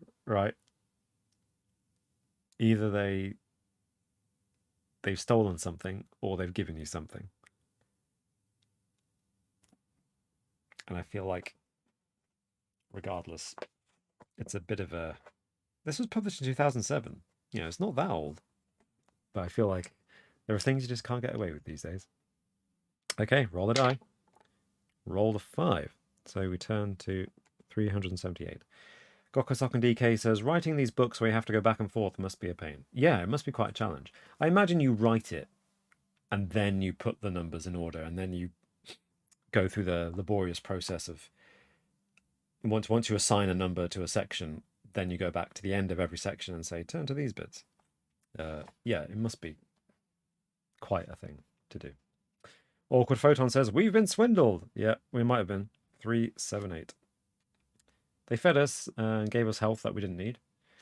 And then we'll find out what's happened. Ah, please don't. Please don't. Oh! One of the gypsies has left you a present. Inside your pack you find a moonstone amulet. If you want to keep it, put it around your neck. Bewildered by the whimsical behaviour of the mysterious Mortani, you go on your way again through the forest. We want to keep it, right? So, we get a moonstone amulet.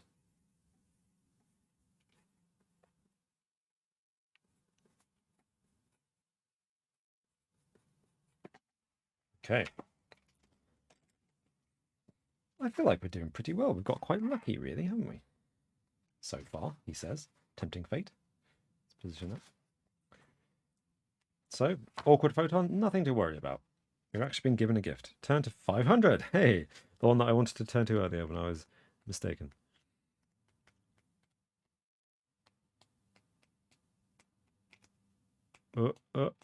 Almost there. There we go. Hey. As soon as you arrive at the small market town of Wagenhof, you sense that something is wrong.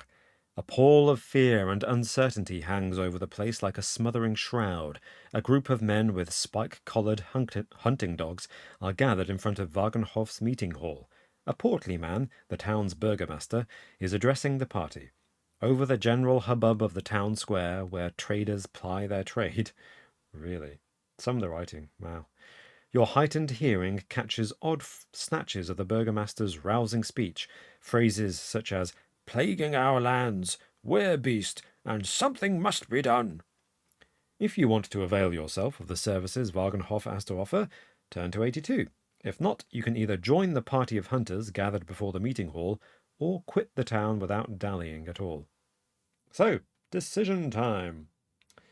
The portly man is the burgomaster. He is indeed. There's a joke there, isn't there?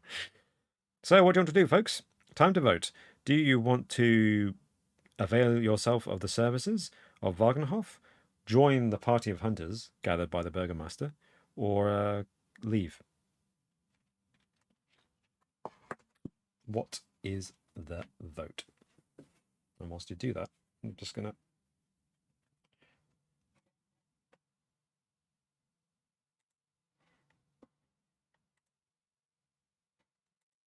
fiddle with the camera cable because it keeps...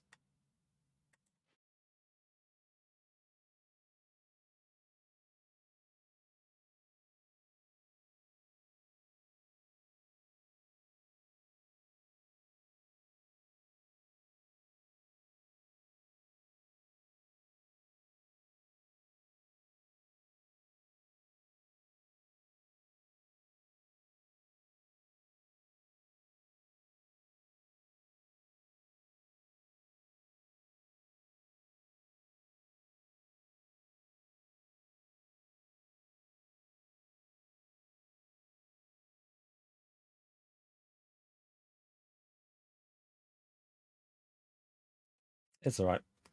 There weren't really any technical difficulties. I was just unplugging the camera and putting it back in again to see if it would help with the glitches that I've been noticing. So, what do people think? Should we join the hunting party, go and take advantage of the town's shops and things, or leave? I think I'm going to influence the vote if I may, and say I think it's a shame to leave. We've come all this way, and we're in a town. We've got 9 gold coins. We could give ourselves a party. Why not? Okay, I'm gonna count down from 5 to give people a chance to get their vote in. At the end of that, we'll count 5, 4, 3, 2, and 1. Okay. Oh, camera stopped looking. So we've got some votes in. We've got Awkward Photon saying, I think it'd be dangerous to join the hunters. They may turn on us if they discover our curse. Good point. Swifto the Slow says, just chill in the city for a while, I think. Mindful Pig says, let's check out the town. And Awkward Photon says, I say peruse the town. So 3 votes, all for staying in the town. Cool. Let's do that then. 82. I think you're right. I think if we went with the hunters, there might be an unpleasant moment where they say, we're hunting werewolves. And then they look at you funny and like, why? What's wrong with you? What's wrong with you? What did I say? 82.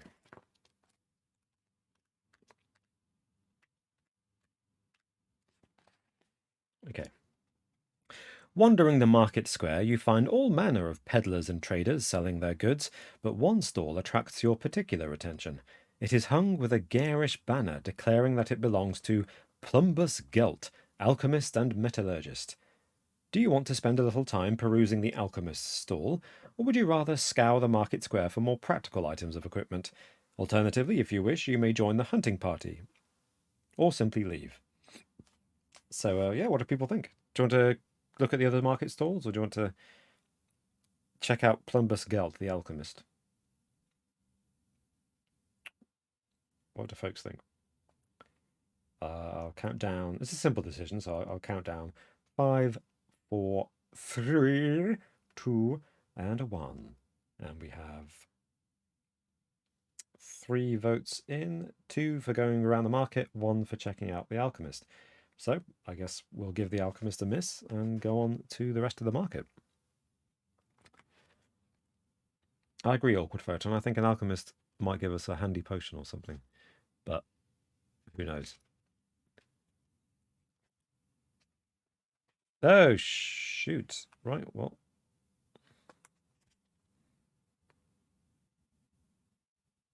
Ah, okay.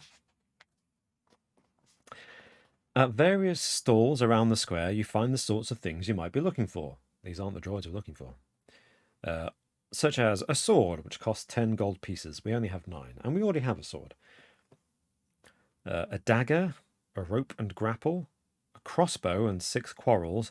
That would be cool, but it costs 12 gold pieces, and we only have 9. A breastplate for 8 gold pieces. Ooh, that's better than our leather armor, I assume. A lantern and tinderbox. We already have those. And provisions. Might be worth buying some provisions. The majority of the items listed do not need any explanation. There are a few things you should be aware of, however. The dagger is lighter and less expensive than the sword, but if you fight with this, you must reduce your attack strength by 1 point. So let's not buy a dagger, right?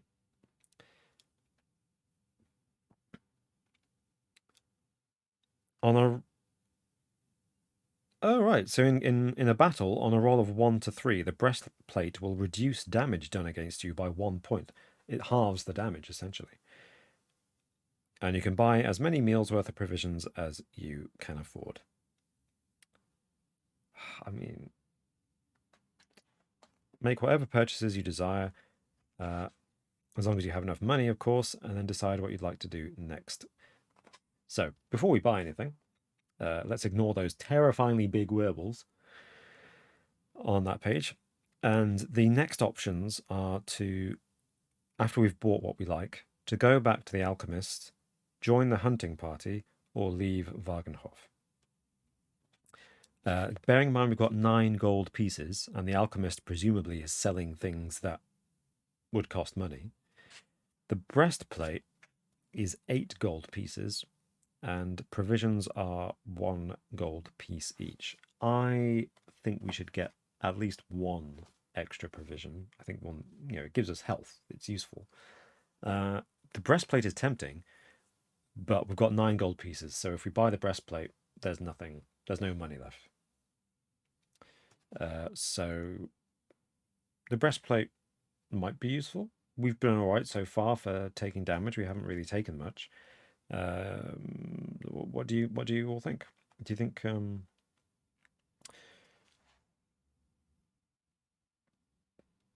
I would say our choices are either buy 1 provision and a breastplate, spend all our money, or not buy the breastplate, buy 2 provisions, and then we've got money, and we can either then go to the alchemist or leave town or join the hunting party.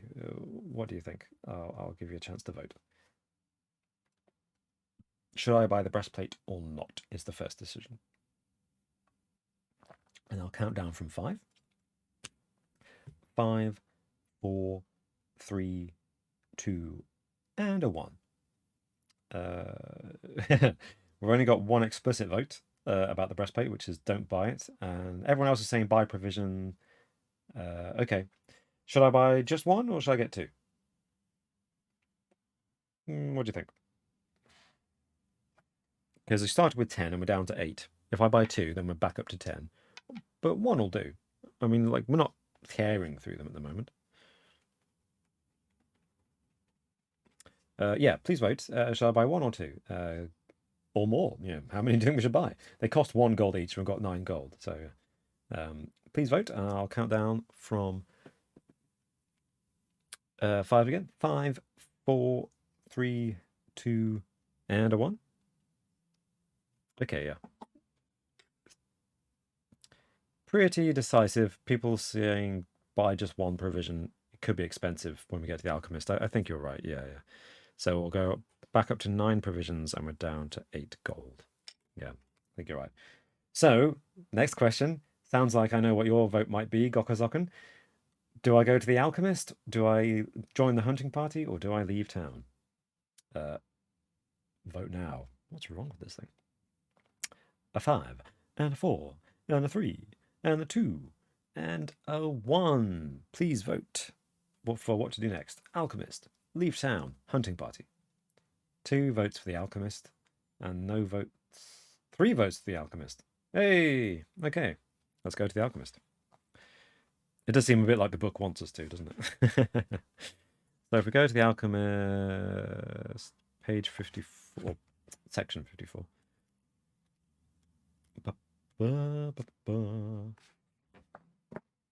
What a great name. Plumbus Gelt's stall is arrayed with all manner of coloured glass potion bottles and the other accoutrements befitting a workaday alchemist. There is a crucible set above a small, smouldering brazier, a pestle and mortar, as well as ingots of metal still to be worked. You get chatting with the eccentric alchemist, all patched robes, wild hair, and scorched eyebrows, who happily divulges the properties of his wares and their prices. You may buy one of each of the items listed, as long as you have enough money. Ooh, oh wow, there's a lot of them. Oh wow, okay. I'll read these out to you. There's a lot of options here. So, for 4 gold pieces, we could buy a healing potion, which, when we drink it, restores stamina to its full level, regardless of how many we've lost, and reduces my change score by 2. Oh, that's quite tempting, isn't it? So if the change score gets too high, we could drink the healing potion and reduce it. I could just take it now, right? Although why would you? Because we've got full health. Then there's the Elixir of Expertise, which is 6 gold pieces. This potion restores skill score to its maximum level and increases attack strength by 1 point for the first battle you fight after consuming the elixir. That's cool.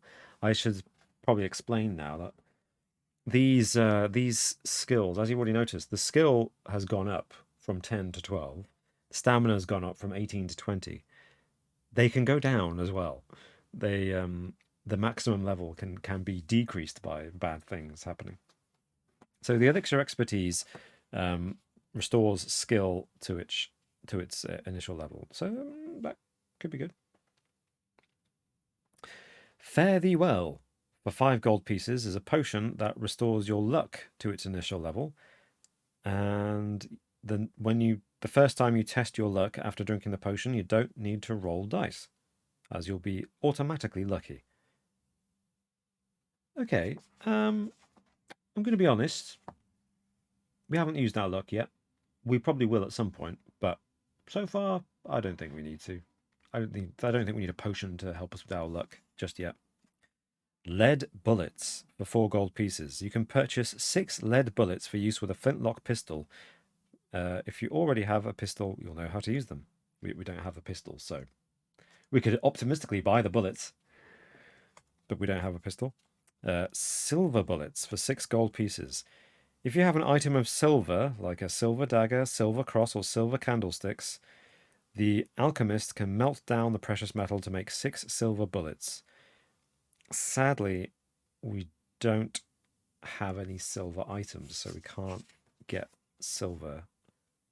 It's a werewolf book. I was fairly optimistic silver would come up at some point, but I have to admit, I'm now worried that the option to have silver bullets has come up. And the only way to get them is to have silver items that you can melt down into silver bullets, and we have no silver so far. Not good. For 5 gold pieces, we could buy an iron padlock.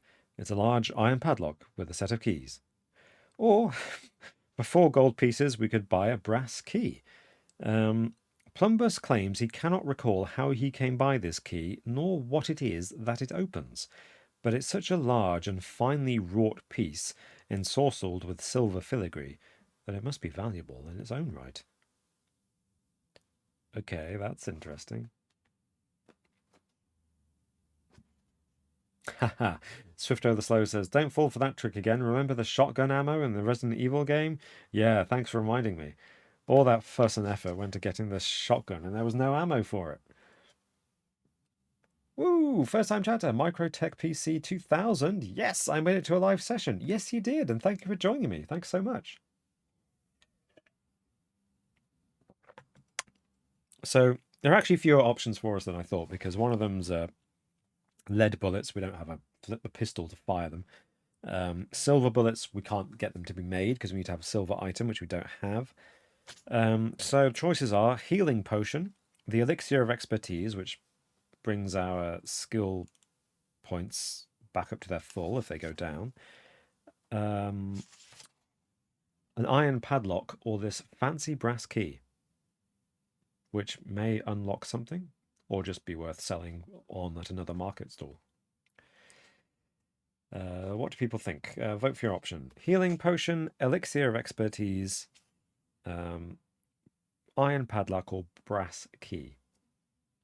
Or if you're feeling optimistic, some lead bullets. But we don't have a gun. So Microtech PC 2000 says elixir of expertise. Swift Over Slow says health potion. So that's 2 votes. Let's see. Yeah, so for all those new joining me now, this is a choose your own adventure book, fighting fantasy. But it's not just choosing your own adventure, you get to fight with dice, certain monsters. We've had a few fights already, and we've come out all right, although we've lost a friend already, sadly. Poor Ulrich. So I'm going to count down. I'm going to give you a bit longer. I'm going to count down from 10 for you to vote for your decision, whether we buy. We've got 8 gold pieces, and we can afford, I think, to buy. Well, it depends. The elixir is 6, the healing potion is 4, the iron padlock is 5, and the brass key is 4. So if we want to spend all our gold, we could buy the brass key and the healing potion, or 2 healing potions, or we could buy one other thing and have some gold left over. So, we count down from 10 whether you want the brass key, the healing potion, the elixir, or the iron padlock. 10, 9, 8, 7, 6, 5, 4, 3, 2, 1. Microtech PC says, is Dick Turpin in this book? Maybe. I haven't got there yet. So we've got votes for Kazak DK says all of the above. Sadly, we can't afford all of the above. Okay, we've got a few. Oh, I'm going to scroll up now. There's quite a lot of chatting, a lot of votes for this one. We got one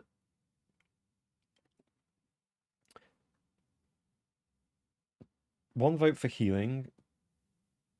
Oh, sorry, 2 votes for getting the key and the healing potion. 2 votes for getting the elixir, and 1 vote for just getting the key. Okay. So we're tied between the elixir or getting the key and the healing potion. I guess I'll have to ask for another vote. Do we want the elixir or the key and the healing potion? The key and the healing potion will spend all of our money. The elixir will spend 6 out of our 8. So yeah. 5, 4, 3, 2, 1. Oh, the Mask of Eternity, first time chatter, says, get the elixir.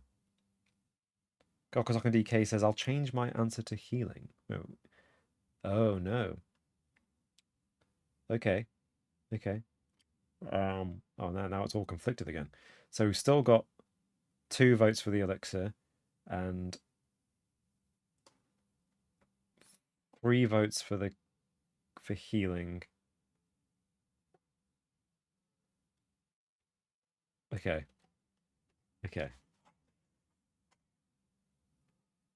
Well, we have more votes for healing potion than we do elixir, so we're getting the healing potion. The question is whether we get 1 healing potion and the key as well.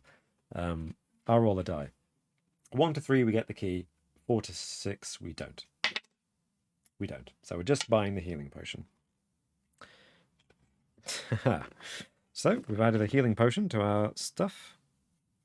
I might write down what it does, because I probably won't remember. So healing potion, Restore stamina to initial and reduce change. So it's change -2. Change, by the way, for the newcomers, is a spooky number that goes up or down depending on what's happened to us, but it's directly connected to the fact that at the beginning of this story, we were bitten by a werewolf, and we are changing into a werewolf. And this number, well, I don't know if it's good or bad every time this number comes up and we have to roll a die.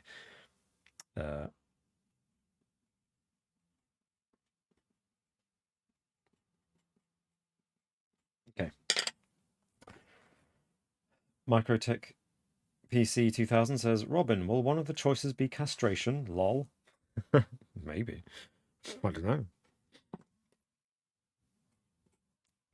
We're down to 4 gold. The Mask of Eternity asks, is the werewolf a metaphor for puberty? You know, I'm glad we think alike. When I first saw that change thing and the way it was describing the change, I was like, oh, that's a bit sexual. But oh, lovely penmanship, Robin. That's very kind. I'm just scrawling in capital letters, but thank you. Oh gosh, yeah. So we bought. Oh, okay. So the choice is now: do we want to leave or join the hunting party? There was for the newcomers, there was a hunting party led by the burgomaster, and they were screaming about werebeasts and ridding themselves of it once and for all. Some concern was pointed out in the chat over the fact that we are also kind of werewolfy, and maybe joining a hunting party was not the smartest idea. But you know, we could join the hunting party and maybe help them kill a werewolf, and then we would be you know, helped somehow. I'm going to count down 3, 2, 1, and we have 4 votes to leave and 1 vote to join the hunting party. So I think we're leaving. 507.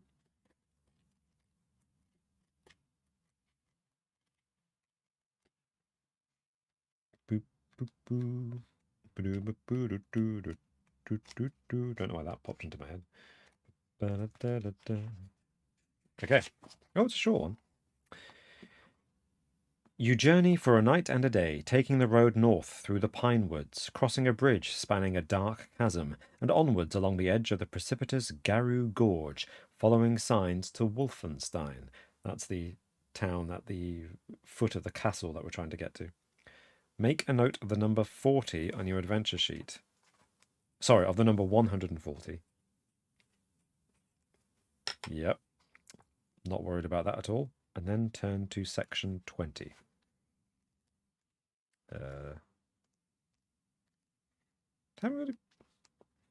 All this back and forth, I do get a bit confused. I like it, don't get me wrong. But sometimes I'm like, haven't we already been to that section?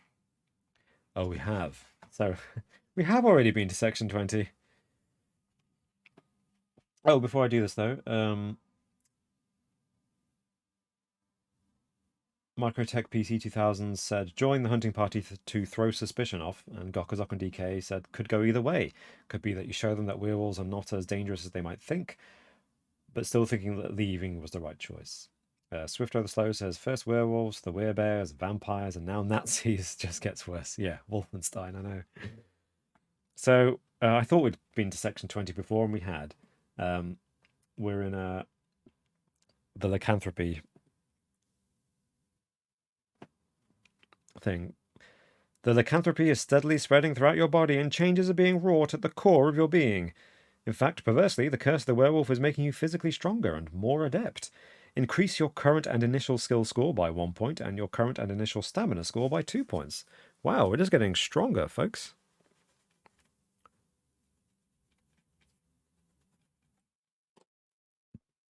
We're on to 22 stamina now, and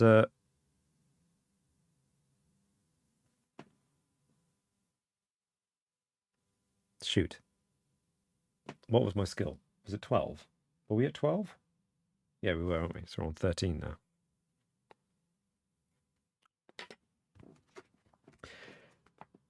And increase your change score by 1 point. So yeah, we're up to 3 change now.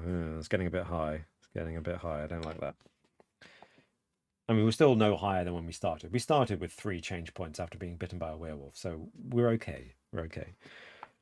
And then we roll the die to see what else happens. But I can't get the same thing twice. So the last thing we got was the quickening, which was a number 3, I think. So let's roll. We get 4. So 106. What happens now? Hopefully this is a good thing and not a bad thing. Unnatural vigor. Your continued transformation into a werewolf has granted you an increased metabolism and resistance to damage. After a battle, you may restore up to half the number of stamina points you lost during the fight. Also, if you suffer any injuries outside a combat situation, you may reduce the damage sustained by 1 point. Wow. That's amazing. I'm going to have to write down what that does because I'm not going to remember that. So, after a battle, we get half of lost points back. Stamina points, that is our health. And then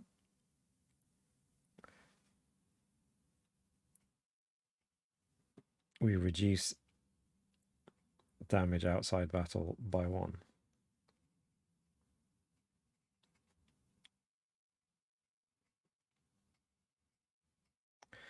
Which is amazing. Ooh. Ironlow77 said, my internet has been dropping on and off for all the good parts. You're a werewolf and I missed it. Oh no, I'm so sorry.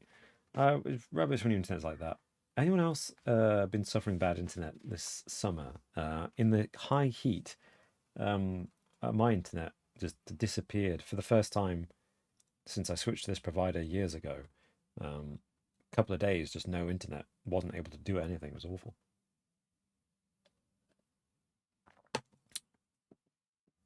Swifto says stamina was. Thank you. Thanks, Swifto. Mask of Eternity says, with the holidays coming up, that faster metabolism will come in handy. No, I mean, yes.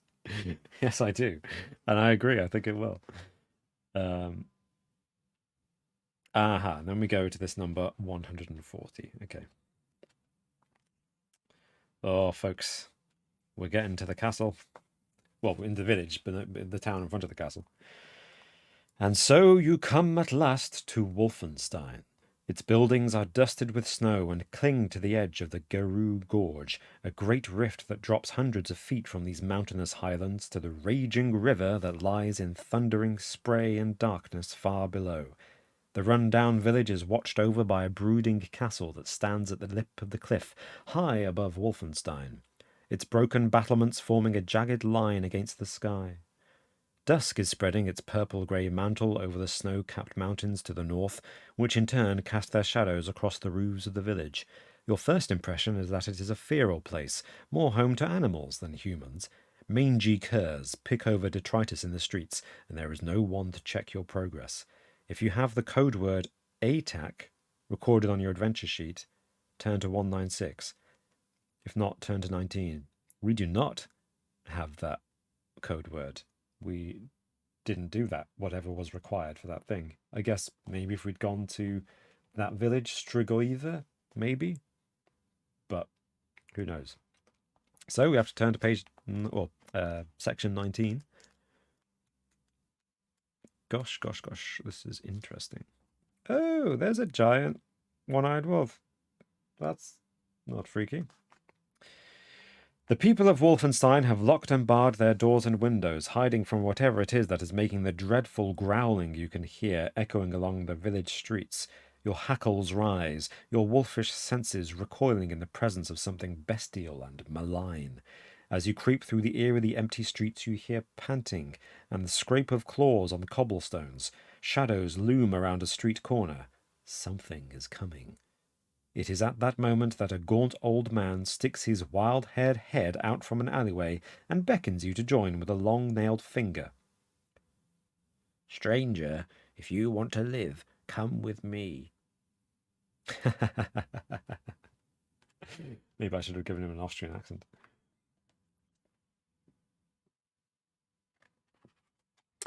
Will you follow the mangy beggar, prepare to face whatever is coming, or try to hide without the beggar's help?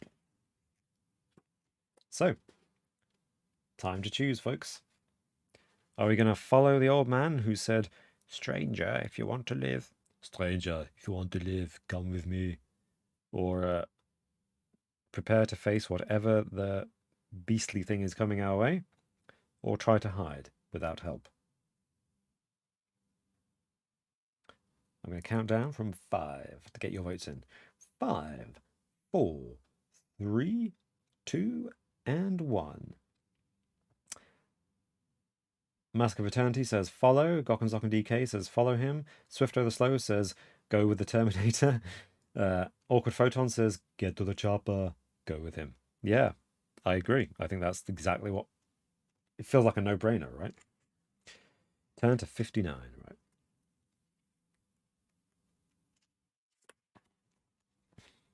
This way, the beggar says as you follow him into the alleyway. He scampers away from you along the narrow space between close buildings. At the end of the alley, he sweeps aside a ragged piece of sackcloth to reveal a grate. He yanks this open and drops down into the darkness beneath. Come on, he calls from below. The unearthly growling is nearing the end of the alleyway, so you drop through the hole after the old man, pulling the grate shut above you.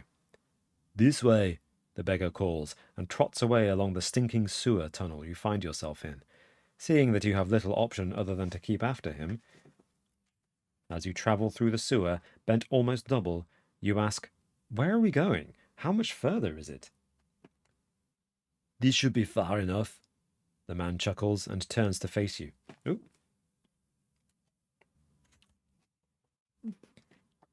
Oh no. The man chuckles and turns to face you.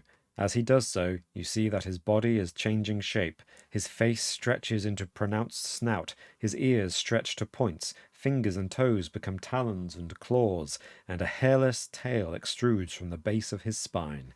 Your supposed saviour was just after you for himself. With a shrieking cry, almost like a furious squeaking, the were-rat attacks.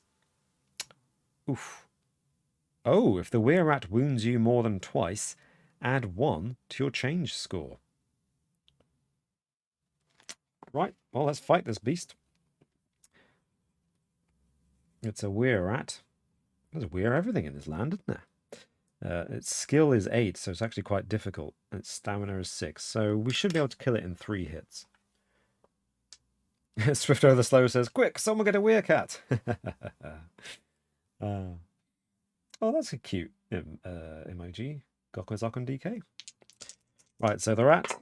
So what I do, so for those who are new, when you in combat, you roll 2 dice and you add that to the skill of the monster you're fighting. I just realize it's a bit out of focus, isn't it? There you go. So he's skill 8 and he's rolled an 8, so he's 16. I have to roll higher than that to beat him. I'm skill 13, so I just need to roll a 3 to... Yeah, easy. Easy. He's... Every time I wound them, I do 2 damage, so he's down from 6 stamina to 4. Second round of combat. Come on, he got 12. He got a 12. I'm automatically beating him. I'm not going to roll. This were-rat is no challenge.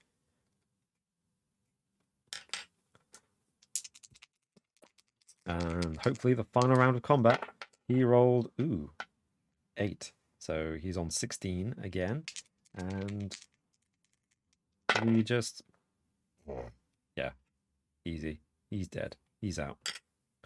So we beat him. If you defeat the were-rat, you see greying sky through another grilled opening above you. Climbing rusted rungs to this grate, you push it open and assess where you are now. Quick aside, you know there's a big, hairy, fierce growling thing behind you that saw you go into the sewer. You've just killed the were-rat that attacked you in the sewer. Would you stay in the sewer or leave? Just a question. We don't have a choice. We're going out. Turn to page 390. 394. But it's not 390. Okay. Bloody weird people. I mean, we're weird folk now, but I mean, we are, even in the real world, we're all weirds. Were just means human, man. Anglo-Saxon, Old English, for man. So werewolf is one of those few words that is actually definitely Old English. You know, it hasn't changed. Were means man, and wolf is wolf.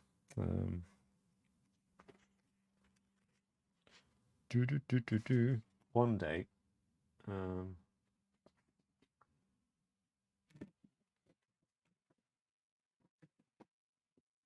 I might dust off my old books. I don't know if you can see that, and practice my Old English again. But it's been a while. It's been a while. Can't remember most of it. Anyway, back to the thing. Mask of Eternity says, I would never want to stay in a sewer. Yuck. That's a reasonable position. So where do we find ourselves? And then, at last, you find yourself at the gates of Castle Wolfen. Oh, we made it. Ancestral home of the Lords of Lupravia. Your heightened animal senses can smell the reek of the weir about the place, and you realise that you have found the lair of the lycanthrope, or lycanthrope, you have been hunting. Lycanthrope, isn't it? Ever since the black wolf infected you with its unholy affliction, it is as if something is calling to the wolf inside you, summoning it home. You pass beneath the barbican, through the open castle gates, and into the lair of the beast. Hoo, hoo, hoo, hoo. Awkward Photon says, I hope we come across a were-rabbit. I mean, it's possible in this book, but I know what you mean. Oh, that's weird. Wallace and Gromit, Curse of the Were-Rabbit, fantastic film. That came out in 2005, didn't it? So that predated this book. Which is, sorry, that's just a weird thought for me because I found this when going through some old childhood books of mine. So I associated that with my childhood.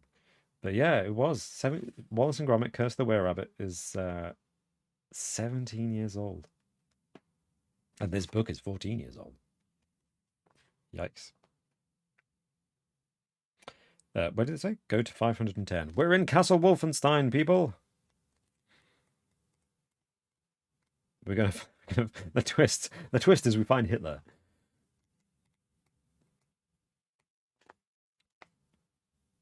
Ooh, okay. Ooh. Oh, Awkward Photon, you're not that old. Mindful Pig. Yeah, it's a great movie. I haven't seen it for years. I want to watch that now. My plan for tonight was to do some work, but now I might watch Wallace and Gromit instead. Okay. Standing in the courtyard beyond the unguarded gatehouse, you look towards the main doors to the castle at the top of a grand set of stone steps. Above the entrance to the castle is emblazoned the crest of the ruling family of Lupravia, a howling wolf's head against a full waxing moon. Rousing your courage, you climb the steps and push open the main doors. You find yourself in a dusty, dimly lit entrance hall. The place seems deserted. Broad passageways lead away, further into the castle, to left and right, while directly in front of you, a grand, macabrely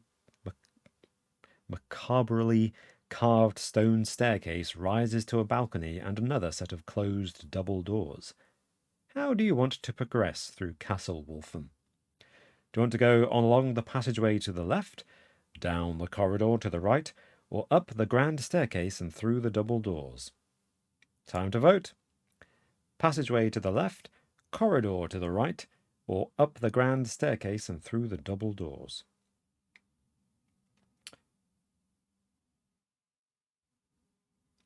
Swifto says subtle. Yeah, so please vote now. Do you want to go left down the passageway, right along the corridor, or up the grand staircase and through the double doors? It's interesting, isn't it, about whether we think we're more likely to have a direct confrontation or whether we'll be able to kind of sneak around, and do some sly stuff. So we've got okay. No one wants to go up the staircase so far. Okay, interesting. I'll count down 5, 4, 3, 2. Get your votes in now. 1. We've got 1 vote to go left, 3 votes to go right, and an interesting point by Gokazok and DK, who says you'd probably need the key to go upstairs. You are probably correct. Hadn't thought of that. Those double doors might be locked, and an ornate brass key would be just the thing for it, wouldn't it? I hope we haven't messed ourselves up by not buying that key. Oh well. So general, all the votes were to go right along the corridor, so 340.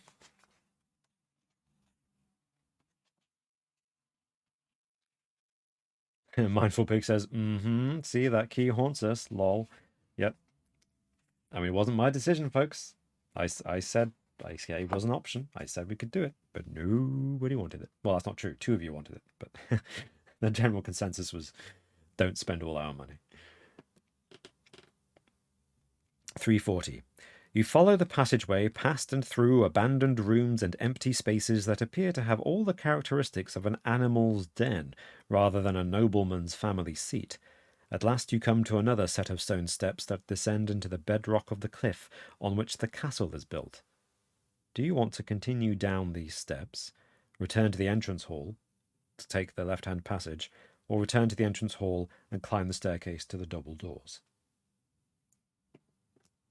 Choices, folks. Let's vote. Do you want to keep going down through the bedrock into the cliff beneath the castle, or do you want to go back and take that left-handed passage, or go to the double doors? Although it seems the consensus is that the doors will be stymied at the doors. Microtech PC 2000 says, so much for frugality. Yeah, we kind of... I mean, to be honest, I thought we wouldn't get to Castle Wolfen so quickly, so I was happy to have some money left over. Maybe we can bribe the wolf with the money that we've got.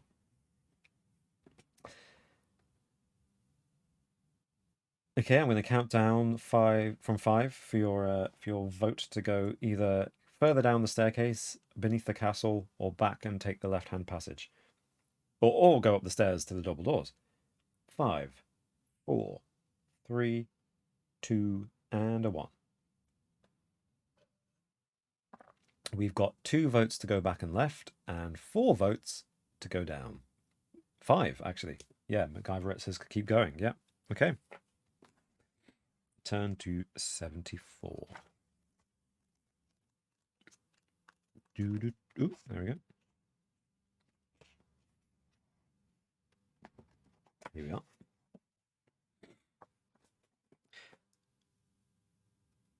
Descending the steps, you find yourself in the damp, musty tunnels of the castle's dungeon levels. It is as you are exploring these chambers and corridors that you hear a wailing howl, the like of which you have heard before in the realm of the Lords of Lupravia. As you prepare to defend yourself, something resembling a decomposing wolf erupts from the darkness. Snarling with insane hunger, the werewolf attacks. Ooh. And if you're wounded more than twice, add 1 to your change score. Right.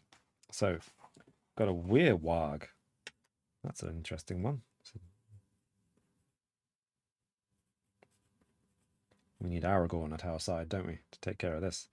It's skill 7 and stamina 7. So it's one of the tougher ones we've faced. Oops. Let's try to stop that camera going a bit weird. But we're still... We've got a pretty high skill score. So, werewolf. Oh, shoot. It's got a 16. Okay. Yeah. Okay. Yeah, that's fine. We beat that. We beat that. So it's down to 5 stamina points. So we're going to need at least 3 successful hits against it to kill it. It rolls a... Ooh! Ooh, it rolls a 16 again. We beat that. We had a 18. Yeah. Okay. We're all right. All right. Aha! It's getting weaker. It rolled at 11 that time. Our skill is 13. We automatically beat it. I'm not going to roll. So it's down to 1 stamina point left. This undead wolf.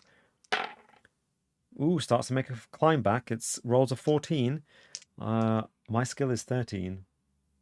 And I'm rolling 2 dice. So again, automatic win. Shall I roll the dice? Just to see how much we kill it by? Yeah, let's do that. Yeah, well, a 20. Full 20 with a slaughter. Effortless. Well, effortless. It took a while, but... Right. If you kill the undead werewolf, you decide that these dungeons have nothing more to offer you, and return to where you first entered the castle. So, all of you who wanted to go back and take the other passageway can pat yourselves on the back. Luckily, we didn't take any damage. Do you want to take the left-hand passageway or climb the staircase to the double doors? Vote now, folks. I think I know what you're going to say because your votes probably are the same as last time. I'll count down from 3, 2, and 1. Yeah. Swift Other Side says, at least we got some experience. Yeah. It's a simplified RPG. Sadly, we don't get any experience from that. But we feel like we did. An unanimous vote to go left. Yeah. 319. Oh, we're close because we're so close to the big finale. I'm terrified though because the Black Wolf had a pack of wolves, right? And I don't think we did. We kill them all? Did we kill them all? 319. The corridor leads you down a flight of steps into the smoky heat of the castle kitchens, but the gods alone know what foul meal is being prepared within. A crone stands at a large cauldron, bubbling and steaming over a roaring fire blazing in the grate, muttering to herself. At her feet hop, scuttle, and slither all manner of toads, newts, cockroaches, snakes, spiders, and rats. She consults a book open on a stand next to her, bends down, picks up a wriggling salamander, and tosses it into the pot, stirring it in with a gnarled length of wood that looks like it could be a wand. A vile, acrid smell fills the kitchen. Will you call out to the crone to get her attention, enter and attack her, leave the kitchens, and go upstairs to the double doors?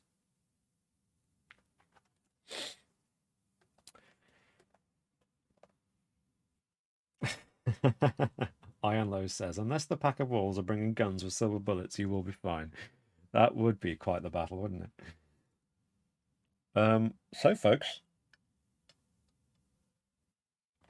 creepy cackling crone, sorry, making some potion with a wand.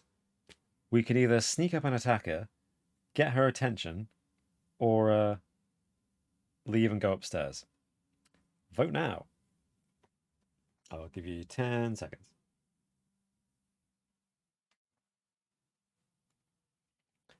5, 4, 3, 2, 1.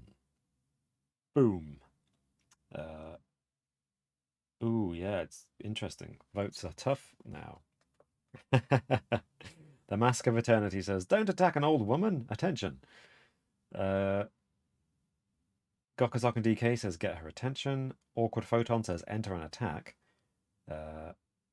We could take the wand and use it to our advantage. Good point. But the votes are to call out to her. She could be friendly. Swift Over Slow says, yeah, we've got 3 votes to get her attention. We may end up fighting her anyway, in which case, what have we lost by talking to her, I suppose? So, 280. And if we say that we're a werewolf, she might be like, oh, you're all welcome here. It's full of werewolves. Yeah. 280. There she is. Don't know if you can see There's the little crone and a giant toad in front of her. Ew. Gokozok and DK says maybe if we're friendly, maybe she'll help us open the double doors. Yeah, maybe. I mean, we're assuming the double doors are locked. They might be open. And the key might be... That brass key could be useful for something else. The old woman gives a startled cry and spins around. On seeing you, her beady black eyes narrow and an ugly grimace contorts her already unattractive features. She quickly flicks to another page in her book and, chanting the incantation she finds there, points her wand at the creatures at her feet. Shoot. Realizing the crone's evil intentions, you prepare to defend yourself. Then the spell takes effect. One of the toads at her feet starts to swell, rapidly increasing in size. Having started off as big as a man's fist, it's soon the size of a dog, but keeps on growing. The transformation does not stop until the bloated toad is as large as a pony. Pushing itself forward on its huge webbed feet, the witch's familiar moves to attack, the tip of its tongue darting in and out of its mouth. We're fighting a giant toad. Awkward Photon says, I knew it. Gokozok and DK says, how dare she? And here we were, being friendly. I know. Some people. She must live in London. Giant toad!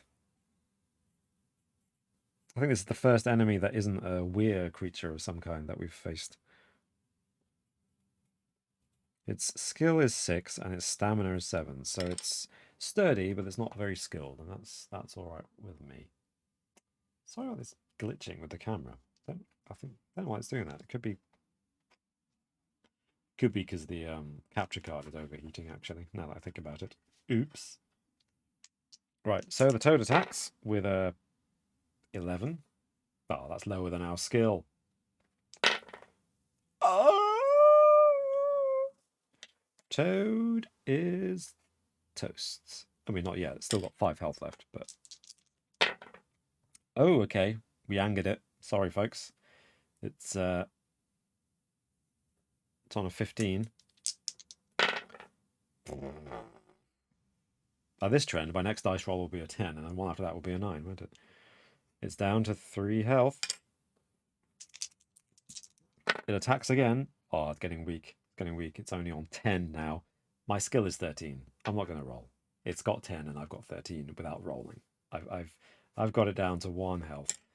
Yeah, we can do this, folks. It's on another 10. It can't stop us. We've killed it. We've killed the toad. Stomped on its squishy head, and it's blurted its guts all over the place, like toads are wont to do. Mask of Eternity says, you really licked that toad. Nice one. I like it. And we did, didn't we? That was pretty impressive. We really did. Oh, I hadn't read this. If the toad wins an attack round, which it didn't, it lashes you with its poisonous, sticky tongue. And you lose more health because of the poison. So, thank goodness. If you kill the toad, you must now deal with the witch. Turn to 65. Okay. 2 fights for the price of nothing. Hopefully, we'll beat her fairly easily. And maybe we could take that wand. That could be good. Is 65, did I say? Yeah, 65. Here we go. Armed and with your ire up, you leap at the cantankerous old witch who shrieks while trying to strike you with her crackling wand. Crone! Skill 6, stamina 6. She's actually not much worse than the toad. Oh. If the witch manages to hit you, roll a die and consult the table below to see how much damage she does. Oh, she can be quite damaging, actually. Ah, if you reduce the witch's stamina to 2 or fewer points, turn to 359. So we're not going to kill her. We'll get to interrogate her. Excellent. Right, so first thing, she attacks.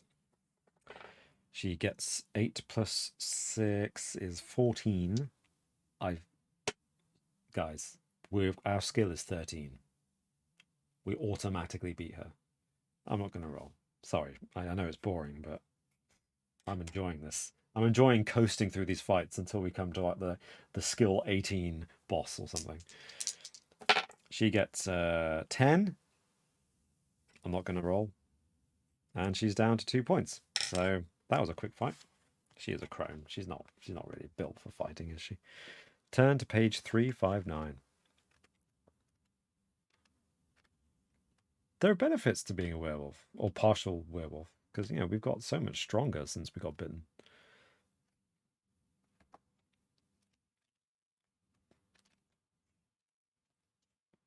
Three, 5, 9. Ah, there we go. That's a short one. The old woman suddenly drops to her knees, crying. Spare me, and I can help you defeat the Lord of Castle Wolfen, the ultimate evil power in all of Lupravia. That is why you're here, isn't it? Will you let the witch live, in the hope that she will prove true to her word?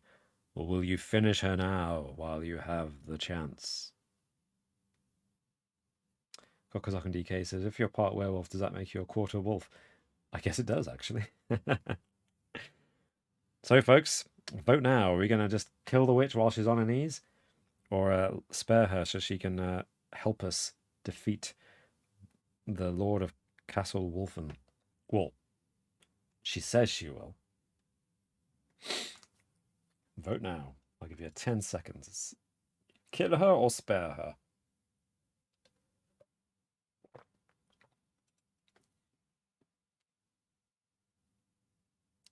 Three, a 2, and a 1. And Aaron Watching's in the chat. Hey, Aaron, thanks for joining. She may be useful, Aaron says. I think you may be right. That seems to be the thinking. Everybody says spare her. Or except for Awkward Photon, who says slay the old hag. How you doing, Aaron? Have you played one of these before? This is Howl of the Werewolf. That's in focus. There you go. That's more in focus. Published in 2007. This copy is from 2008, second printing, and it's out of print now. And I found this whilst going through some old books, clearing out some stuff, and realized I'd never played it. Well, I started it, but never played it. And my brother and I were really into these. He had loads of these. This is book 29, and he had a whole bunch. I think I only had this one, but then borrowed some others from the library. But this one was the one that I wanted to buy because I guess I'm into gothic horror, and I was like, oh, werewolves. Yeah. So, but I never played it. So that's first time reading and playing this out of print book, and I'm so glad that you lot have helped me play this. It's great. So we're going to spare her. Turn to 183.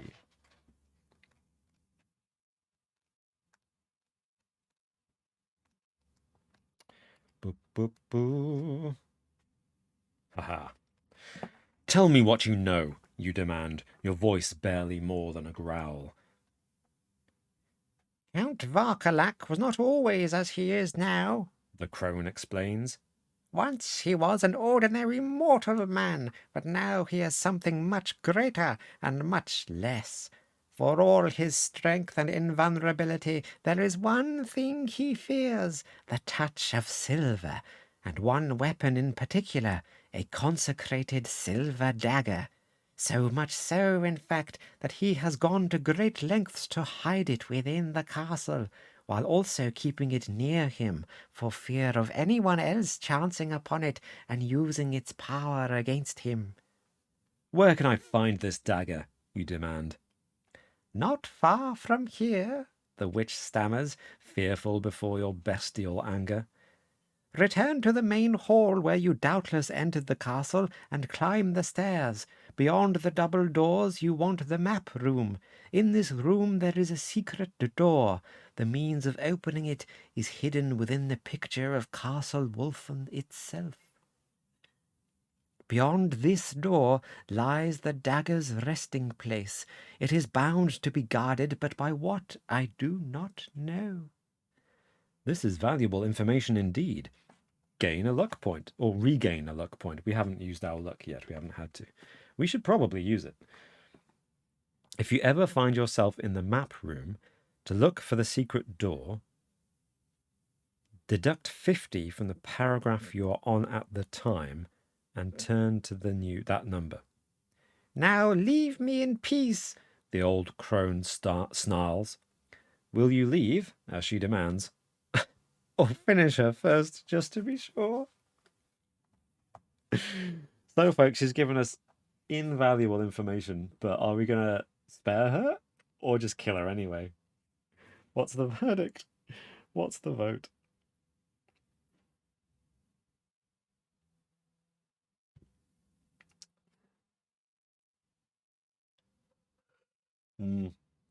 Gokosok and DK says, moment of truth, is the door locked and requires a brass key? We'll find out.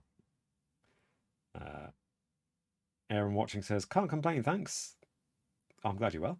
Never heard of it. A much more interesting choose your own adventure. I agree. You get to fight things. It's good. I mean, that's not... Fighting things doesn't automatically make things better. I'm just saying that a lot of choose your own adventures, you literally just choose what to read next. Whereas this, there's a kind of... It's actually very cool, like having some basic statistics, basic character profile. The RPG element means that there are consequences to actions that you just don't normally get in, a lot of choose your own adventures. I'm going to count down. Sorry, voting time is going to be closing in 3, 2, and 1.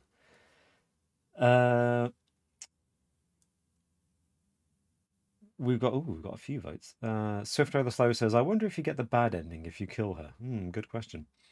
So we've got 1, 2, 3, 4 votes to spare her and 2 votes to kill. Slay the old hag.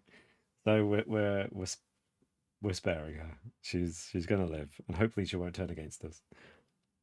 So we'll turn to 467. But before we do that, I'll just write down this useful instruction for the secret door. So secret door is the instructions for it from 183.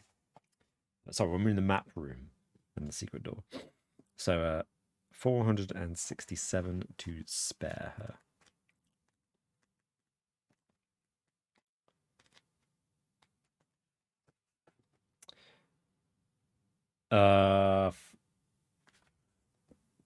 Bad choice. Terrible choice. As soon as you turn your back on the old woman and hear her muttering the words of another incantation, you realize that you should never have trusted a witch. Before you can do anything else to defend yourself, you feel the change you have been dreading come over you, freeing the wolf inside you from its fleshy prison. Howling in pain and frustration, your clothes and possessions falling from your new lupine form, you run from the witch's kitchen on all fours, out of the castle and into the night, in search of a pack to call your own. Your adventure is over. Just gonna... it's out of focus, but I wanted to underline that terrible, terrible choice there. Your adventure is over. We didn't die. We got turned into a wolf permanently by the witch.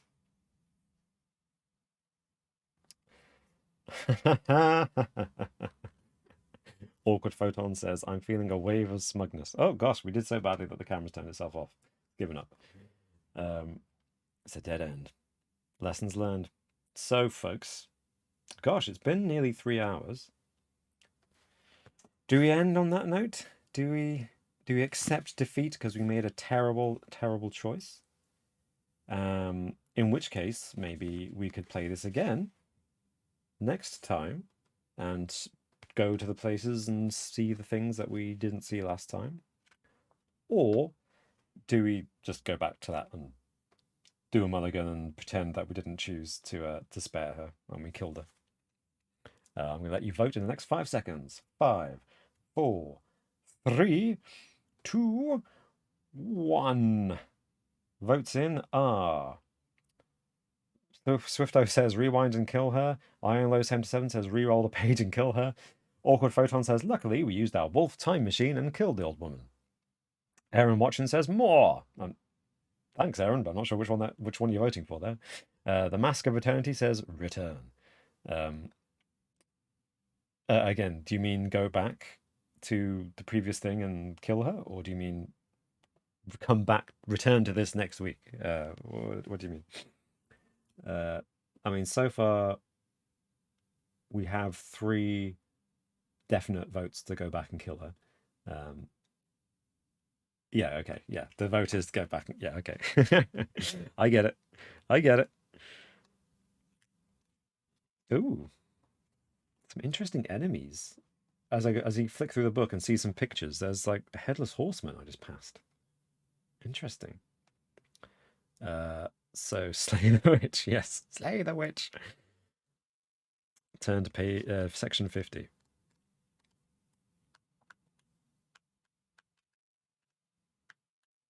I'm impressed we made it this far before getting a mulligan. You know, we've done well, folks. We've done well. Ah. An evil practitioner of the black arts lies dead at your feet. You are right not to trust this servant of the dark powers, for who knows what vile witchcraft she might have used on you, given the chance. Restore a luck point, but we haven't spent any, so. There is little the crone has that you could possibly want or use, but 2 things intrigue you. Anyone else thinking really dark thoughts right now? No? Okay, just me. The 2 things that intrigue you are her book and the bubbling concoction steadily simmering on the hearth. The bubbling brew doesn't seem to smell quite so noxious anymore. Do you want to look at the crone's book, sample some of the concoction she was busy brewing, leave the kitchen, and go to the double doors? What do you want to do? Do you want to look at her book, drink her potion, or go to the double doors where we know we need to go next?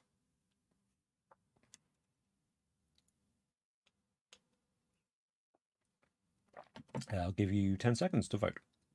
10, 9, 8, 7, 6, 5, 4, 3, 2, and 1. Everyone watching says, smells kind of good, that potion. But Swifto points out, why would you just sample some random potion? Yeah.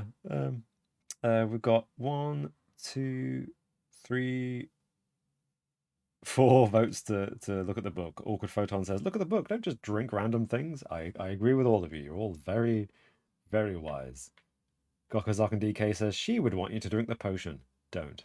But if it's what she wished, shouldn't we honor her memory? It's the polite thing to do after killing her, you know. So yeah, let's look at the book and hope it's not one of those living books that eats you. 338. 338. 3338. Boom. Ooh, there's a scary mirror. Can you see that? There's like a face in a mirror. Yeah. The Crone's cookbook is in fact a book of spells. Most of the charms recorded on the crinkled parchment pages in a spidery hand are curses or simple hedge wizard's love spells. However, there is one that catches your eye, a transfiguration spell on page 79, a potent charm against skin changes. Taking the Crone's cookbook with you, will you sample some of the concoctions she was busy brewing, leave the kitchen, and go to the ground staircase? I think we've already voted not to take the potion, but I will write down the Crone's cookbook. Sorry.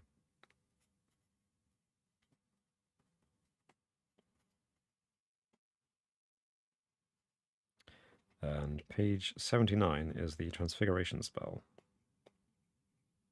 The trans spell. See, maybe it is a metaphor for puberty. Mask of Eternity says it really wants us to use that staircase. Go there. Yeah, we're definitely going there. So 146. You know, despite the unnecessary fight in the dungeon with the werewolf, I'm really pleased that we didn't go straight up the staircase, you know? I think we did the right thing. What did I say? 146. 146.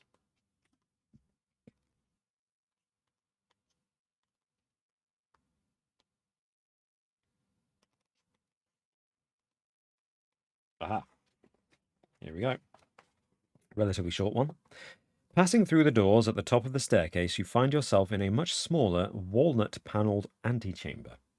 Before you are two more walnut-panelled doors. A brass plaque on the one to the left is etched with the words Map Room.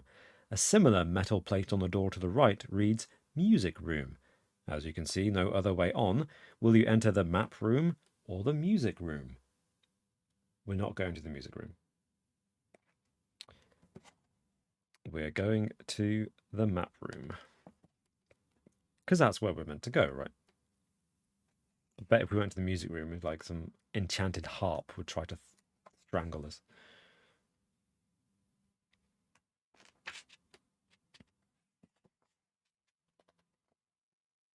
Haha. Mask of Eternity says, but she tricked us before. Okay, good point, actually.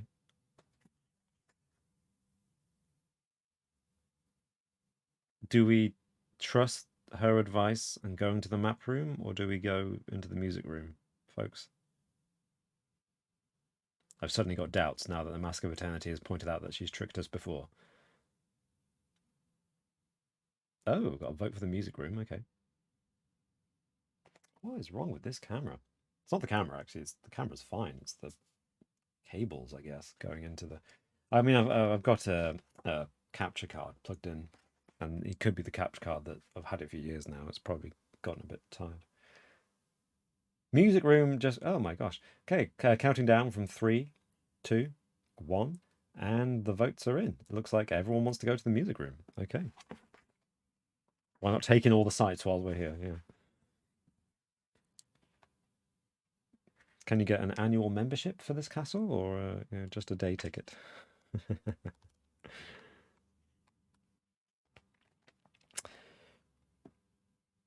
Okay. You find yourself in a luridly decorated chamber.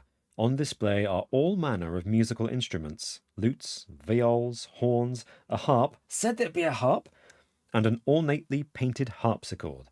Another door leads out of the music room on the opposite side of the chamber.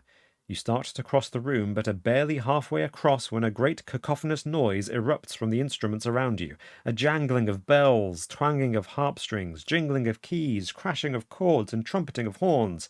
As the spectral music continues, you run for the second door. And then I have... Oh. Roll 2 dice. If the total is less than or equal to your change score, turn to 2, 2 to 5. If it is greater, you make it out of the room, suffering no ill after effects. Awkward Photon says, it's not about the destination, it's about the journey. Maybe the real cure was the friends we made along the way. Yeah, which friends? Ulrich's dead. The gypsies abandoned us with a gift. Actually, yeah. We've got a moonstone amulet. I wonder if that helps at any point. Actually, so our change score is now 3, which means I could actually fail this. I don't. So turn to page 3, 2, 1.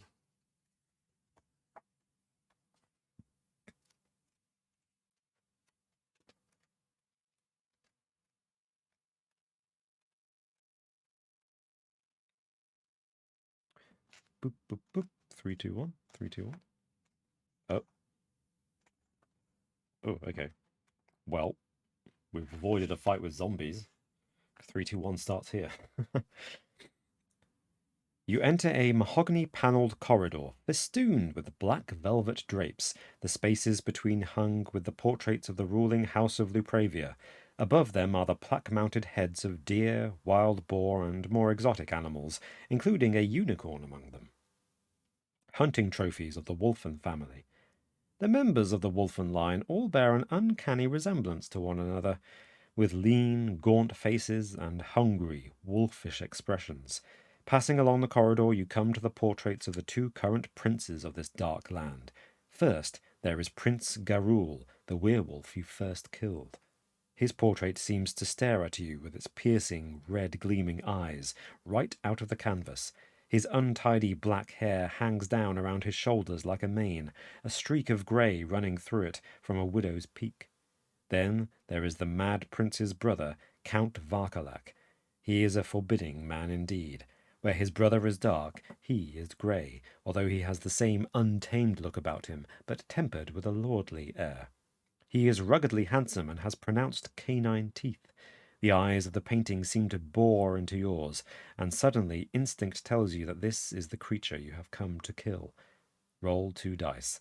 If the total rolled is less than or equal to your change score, turn to this page. Ooh, it's just greater than. Turn to 158. Ooh. This is getting crazy. I feel like we may have reached Lord Varkalak too soon, and we wanted to get the silver dagger. I think we've gone the wrong way. Further along the passageway, you come to a junction. 3 short corridors lead away to the left, to the right, and straight ahead, all ending at doors which you presume lead to other rooms. There are no indicators as to what lies behind these doors. So, will you choose the door to the left, straight ahead of you, or to the right? Guys, I think we're going too deeply. We're going too deep without the silver dagger. Yeah, what shall we do? Let's vote. 5. Gokazaka DK. Can we quick save real quick? Right, left, or straight ahead? 5, 4, 3, 2, and a 1. We have a vote for the centre, a vote for the left, and 4 votes for the right. Okay. 310. 310.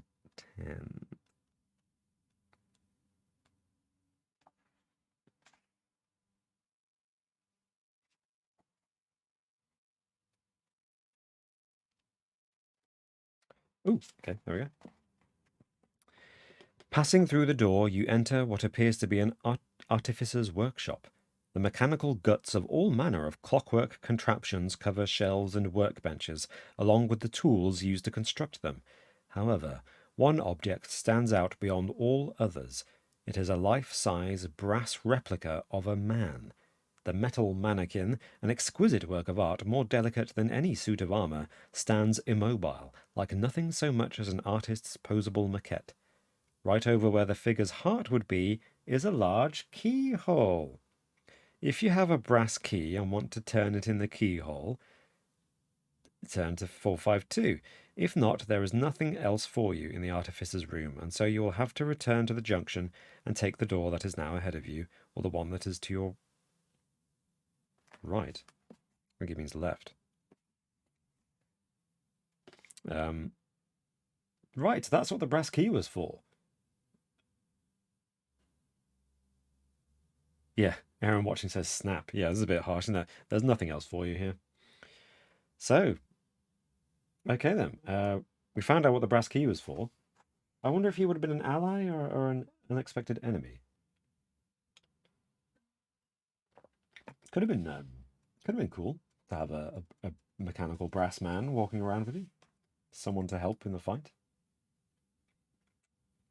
So we're turning around. We need to go back and either take the door to the left or ahead of us. So which one should we go? Yep, I'll close voting in 3, 2, and 1. And we've got 3 votes for the left. Okay, let's go left. 4, 5, 9. Ooh, oh my gosh, there's a snake lady. Oh.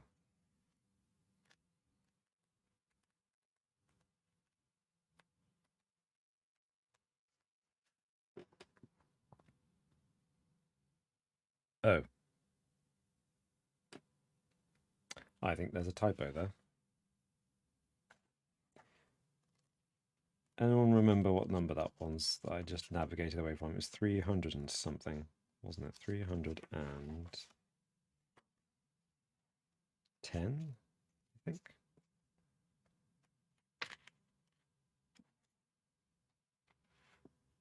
Yeah, it says turn to page 459, but that's not the right one.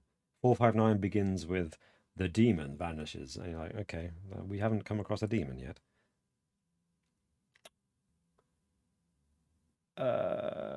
Now, actually, I think I was hoping this wouldn't happen, but there was something online, an errata about typos in this book. So let me just check that. Talk amongst yourselves. Decide whether you still want to go left, or whether you'd go right, or whether you'd rather go go left, or go ahead. Facing some technical difficulties now. This is what technical difficulties used to be like, folks, in days of the days before the internet. Although this was published when the internet existed. Let me just check this.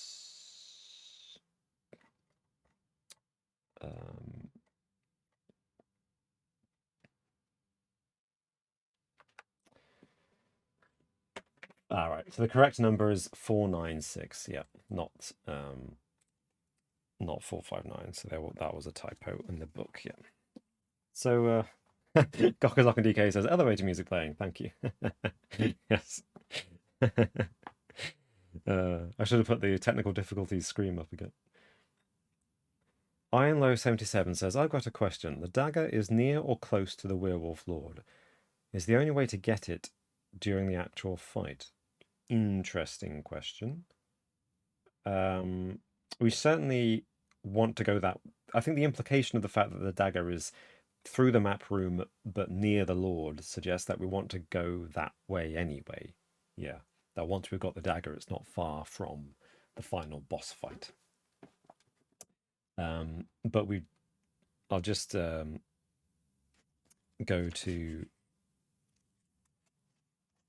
through the door that we just chose. 496.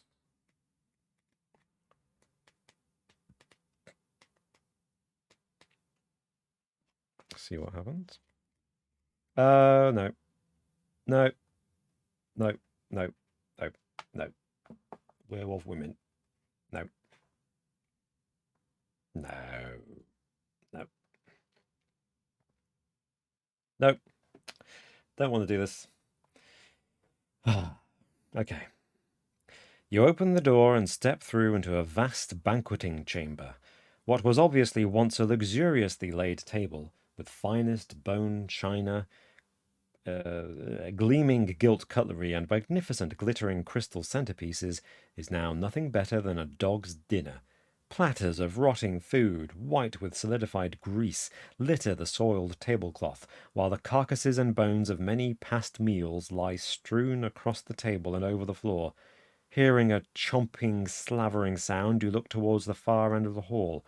Sitting at the other end of the table are three veiled women wearing gowns that were once no doubt fabulous examples of the dressmaker's art, but which are now torn and dishevelled.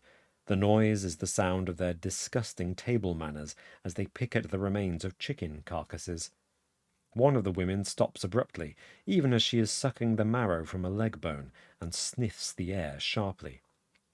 "We have company, sisters," she snarls. The other two women both cease their messy eating then and sniff the air, turning your way, their faces hidden behind their veils.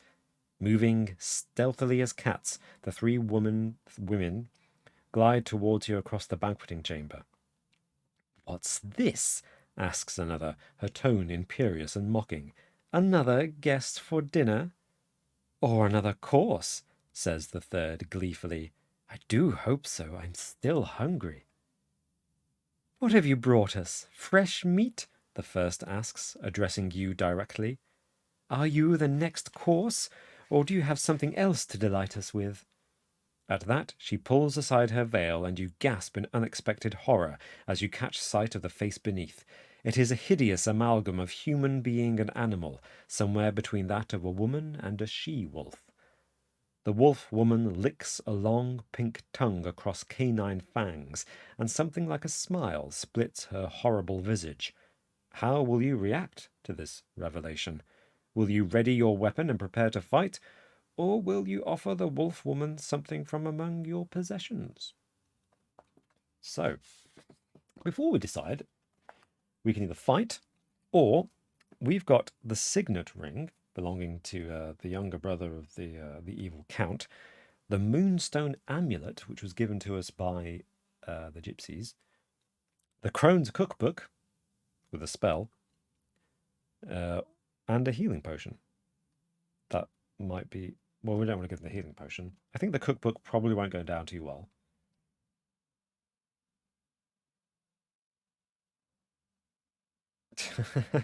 Mask of Eternity says, don't eat me, I'll go straight to your thighs. Give them something. So yeah, vote. Do we fight or give them a gift, such as the Moonstone Amulet or the Signet Ring? Vote. In the next 5, 4, 3, 2, and 1. Aaron watching says, I think they have us outmatched. I think you may be right. We have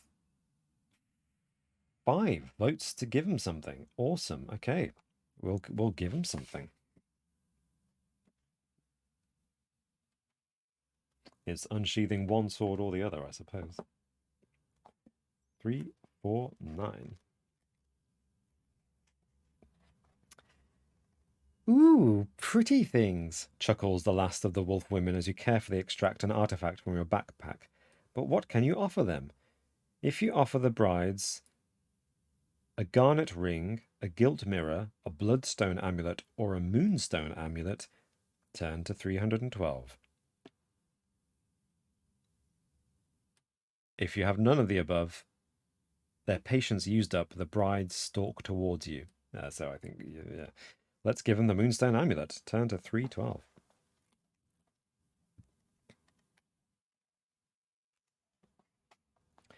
Pretty things indeed, agrees the second.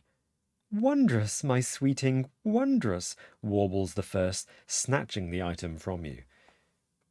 Cross it off from your possessions. Now be on your way. Will you now depart, as instructed, or will you turn on the brides when they are least expecting it? So we've used up that moonstone amulet. That was cool. I didn't expect that to be how that amulet came into play, but that was cool. Werewolves like the moon. Yes, they do. So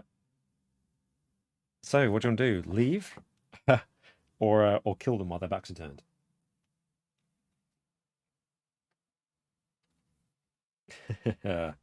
Gokazok DK says, oh god, this is scary. I want to just leave, but that didn't turn out well last time. I mean, we called to the witch, and then we fought her, and then we didn't kill her.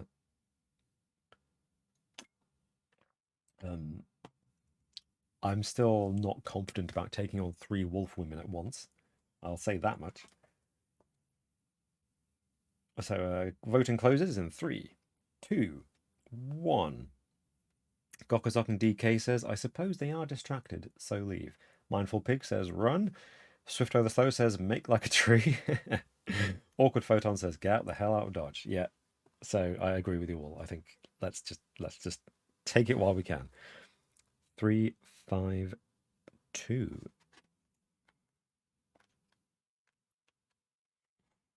Oh, shoot.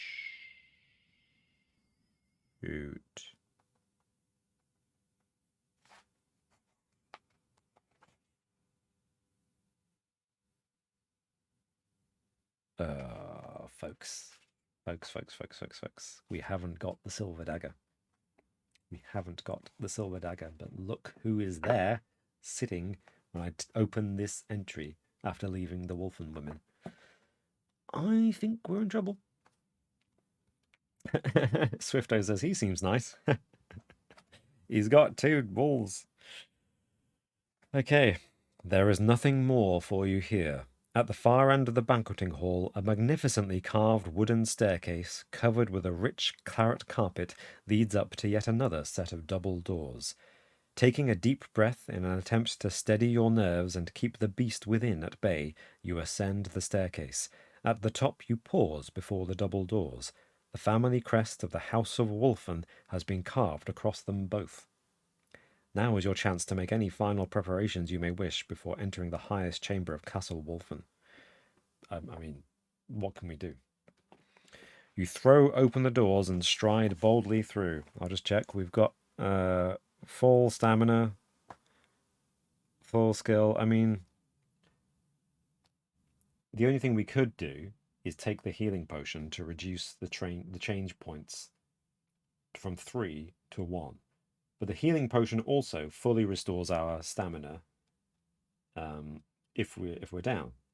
So I don't know if we want to waste the healing potion before we get into a fight. I'll let you decide. I'll keep reading whilst you think about that. The chamber beyond is an example of opulent splendor. Fine tapestries bedeck the walls, antique Orantian rugs cover the floor, all lit by light-splitting crystal chandeliers. However, everything has an air of neglect about it. The tapestries are faded and dusty, the rugs scratched and frayed, the chandeliers dulled by grime. Framed by a tall window directly in front of you is an ornately carved chair, throne-like in its magnificence. Sitting slouched, one leg swinging over the chair arm, is someone you recognize from the portrait gallery you passed through. A tousled mane of grey hair hangs down to his shoulders, shot through with a single streak of lustrous black. He is wearing an unbuttoned jacket, exposing a ruffled shirt beneath, and fine black trews with knee-length boots. The man is darkly handsome, the visible skin of his chest, arms, and hands covered with coarse black hair. He is toying with a pewter goblet in one hand, and on his middle finger you notice a gold signet ring as it catches the light. In front of the chair lie 2 huge wolves. They watch you intently with cold, unblinking yellow eyes. For his part, the Lord of Castle Wolfen watches you with languid interest as you stride slowly yet confidently towards him. Sorry. Let me introduce myself, the nobleman says. I am Count Varkalak. Don't worry about introducing yourself. I know who you are. He sniffs the air sharply. You are my brother's killer, but let that not stand between us and friendship. More importantly, you were remade by my brother. That practically makes you family. Your wolfish abilities have served you well for you to get this far. I have high hopes for you. Bow before me, swear fealty to me, and I will show you all that your gift has to offer you. Inwardly, every wolfish fibre of your being howls that this is the arch-lycanthrope, the first of the werewolf bloodline, the one whom you seek, and whose demise will free you from your vile curse. But you cannot help being taken aback. The creature whose death you have desired from the outset is offering you the chance to join with him, and his arrogance may have given you the perfect opportunity to rid the world of his malign, cunning evil. Will you bow before the Count, in the hope that you will be able to strike when his guard is down, or will you simply draw your weapon with no such pretense? So, first question I asked before I read that surprising passage was, do you want to take the healing potion before we go in? Gokasuken says, save it. Awkward Photon says, take the potion during the fight. It would be a waste to take it now. I agree. Also says, we're in danger. So next question, folks, is, do we bow and swear fealty? Perhaps in an act of subterfuge? Or do we do the honest thing, draw our sword, not our silver dagger, because we didn't go into the map room, people, and fight? Vote now. I'll count down from 10 so that we've got a bit of time to decide whether to kneel or draw our sword. 10, 9, 8, 7, 6, 5, 4, 3, 2, 1. The decision is... Aaron watching says, I wonder if the change points will affect our ability to resist him. I think you're right. We have Mask of Eternity votes bow to no one. We are Riddick from Chronicles of Riddick.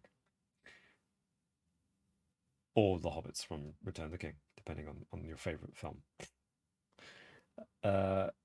We've got Take the Knee from Aaron, Bow from Mindful Pig, and Bow from Awkward Photon.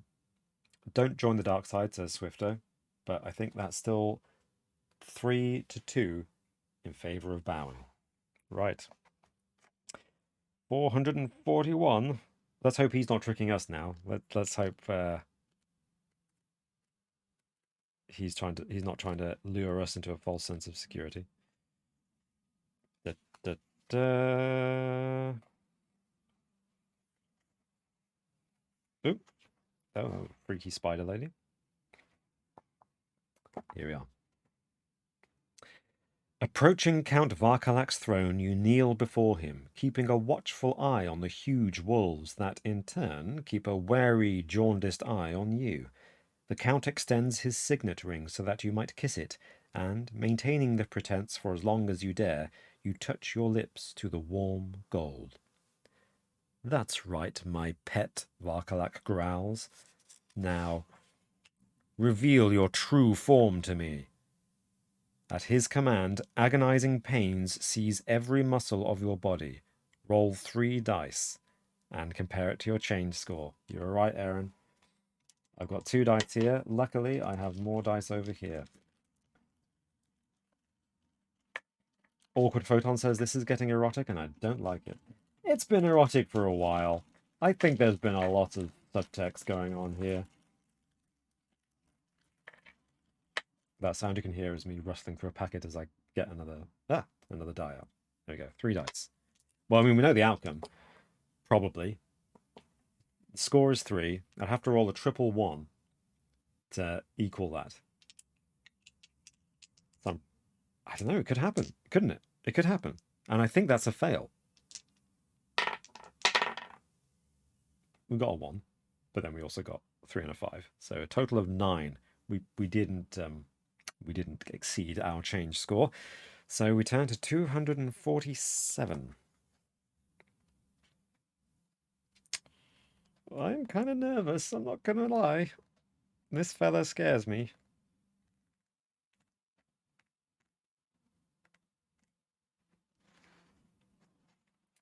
Okay, here we are. Ooh. Okay. You give voice to a terrible baying cry and watch as the huge wolves quail and quake, whimpering at your animalistic howl before finally turning tail and running from you. Turn to 513. Well, this is unexpected. Well, there's a big werewolf. I think the artist, which is great art, by the way, but I think he took inspiration from the Van Helsing film with Hugh Jackman from 2003, directed by Stephen Sommers. That's the same kind of wolf design. And it's cool. I'm not going to lie. It's a cool design. Very well. Varkalak growls with barely contained fury.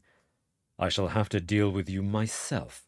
Rising from his chair, the Count throws back his head, giving an unadulterated howl of animal delight. With the horrible, cracking, crunching sound of bones warping and reforming, Varkalak's body grows in stature, his rib cage broadening, spine arching, arms becoming longer, nails thrusting from the ends of his fingers, turning to claws.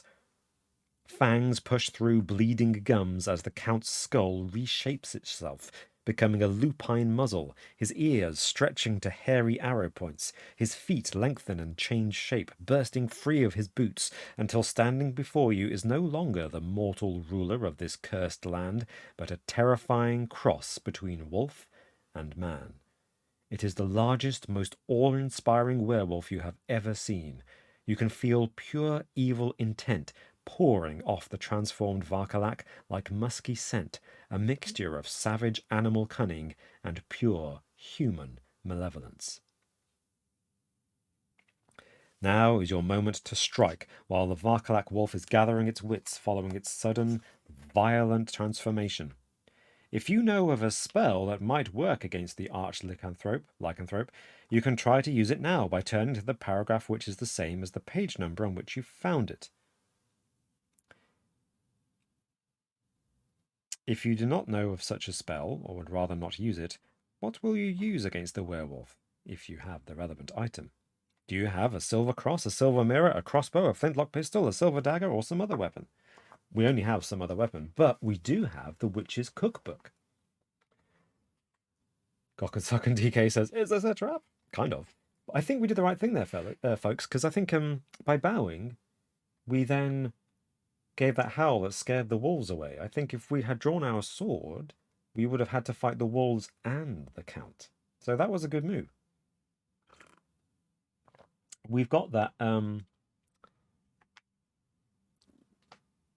the spell, and the spell in my notes is page 79. So if I go to paragraph 79, let's see if we can use the spell.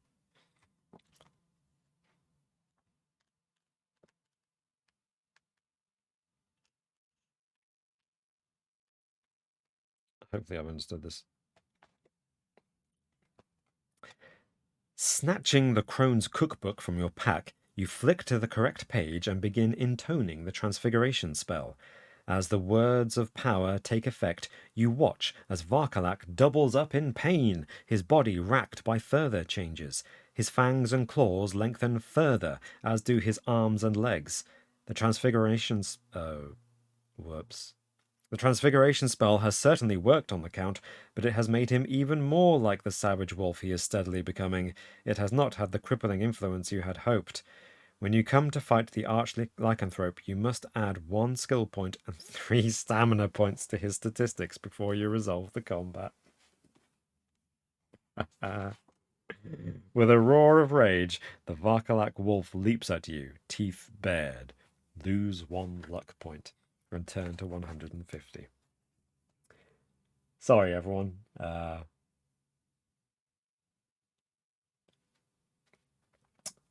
That was my choice. I think I didn't give you much of a chance to choose there. Shall we do it the hard way? Or shall we mulligan that? I mean, we can do it the hard way. I'm happy to do it the hard way. Right? Right? Please, genuinely, vote now. Undo the spell or keep going with accept the consequences of my decision. Vote in 5, 4, 3, 2, and 1. Aaron watching says, honestly, thank you, Aaron. I would have voted to use the spell. Mask of Eternity says, nothing worth doing is easy. Bring it on. Nice. We've got Mindful Pig and Awkward Photon say it's rewind time. But Awkward Photon does admit that they would have voted for the spell anyway. And Swifto the Slow says, go on. All right, then. Thanks, folks. So we've lost a point of luck, which... I mean, we've still got 11 points left, and we can use them to increase our damage in the combat. Iron Low 77 says, undo the spell and fight. Fair enough, but I think we've only got 2 votes for rewinding and 3 or 4 votes for going ahead. So we'll go ahead. Add 3 stamina points and a skill to him. 150. What happens at 150? Oh, interesting. Oh, shoot. He's skill 12. Add 1, he's skill 13.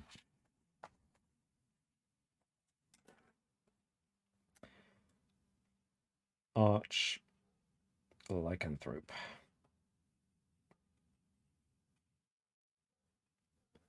Skill 13. Stamina 19. Alright then.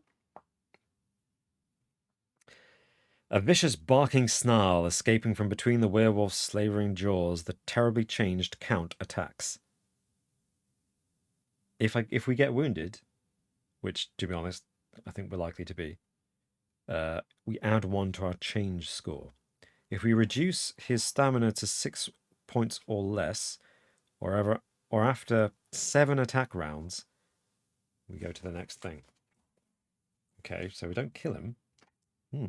Bit worrying. So his first attack round. Awkward photon. Just whack him on the nose with a rolled up newspaper. Yeah, let's tear some pages out of the spellbook.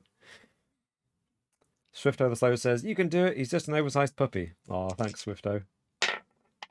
He gets 8 plus 13. He's on 21. Okay.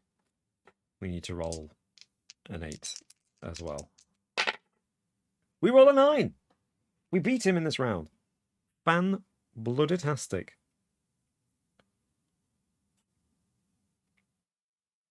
You know what? That takes 2 health off, which would take him down to 17. But I think we can use luck. We've got luck. Let's use it.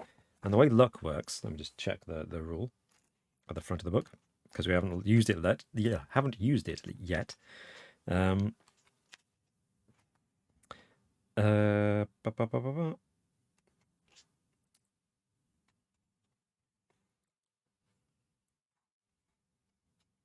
If you've wounded an opponent, like we just have, you can test your luck to inflict a severe wound. If you pass the test, you add an extra 2 points to the damage.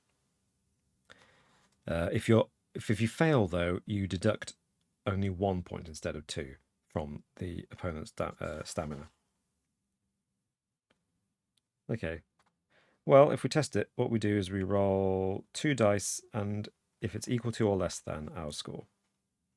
So actually, until the beginning of this combat, where we had 12 luck, we couldn't fail the first luck test, but now we might. We don't. So our luck goes down to 10, but his stamina's down to 15 with 1 blow. Pretty good, I think. So, second attack round. He gets 21 again. We roll a 9 again. We beat him again. Do you want to use luck? Shall we try the luck? Yeah. Let's use the luck. We've got 10 luck. We can pass this test, I think. Yeah, we passed it with a 4. Double 2. Lucky. Hey, literally. So he's down by another 4 points. He's down to 11. We just need to get him down by another 5 points. Third attack round. He gets 20. Okay, that's his lowest attack yet. We get 21. We can do this, folks. We can do this. Do we want to use luck? Do we want to? Yeah, let's use that luck. Let's use that luck. And we passed it again. Nice. So we're down to that's our third luck point from 11, so we're down to 8. Yes. And we've just done 4 damage to him again. This is terrific. So he's down from 11 stamina to... My math is terrible. 12. There we go. 12. I meant 7.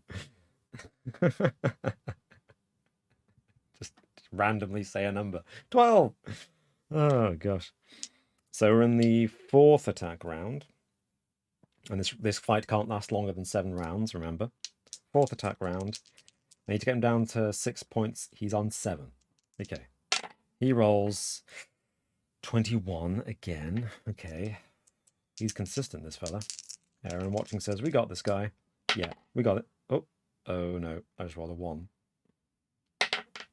Oh, it's Snake Eyes. Shoot. So So he injures us unless we pass a luck test and minimize the damage. But I think even if he wounds us... Yeah, I mean, I'm happy to take this hit because we'd only lose...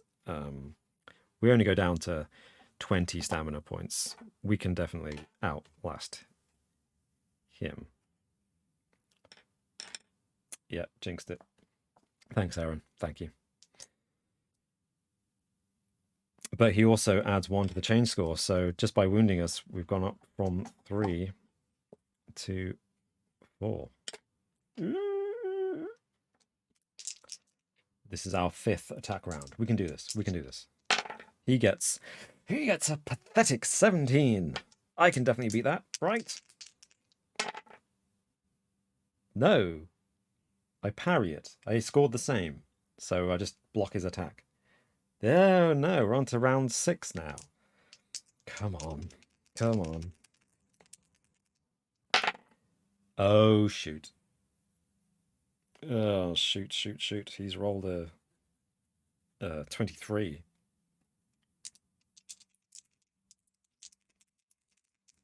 This was going so well. Oh no. 1 point less than him. Oh, okay. Yeah, it's 22. There's 1 point less. So I'll just take that damage and take that change point. So we're down to 18 stamina. And we're up to 5 change points. Wow, we've just gone up quite a lot. And this is the... How many rounds now? He's damaged us twice. We've damaged him 1, 2, 3 times. And then a parry. So this is the final round. We do still have the healing potion. You are correct. We'll take the healing potion after this round of combat, because this is the last round. It's the 7th one. He rolled a 9. So he's 13, add 9. What is that, folks? 22.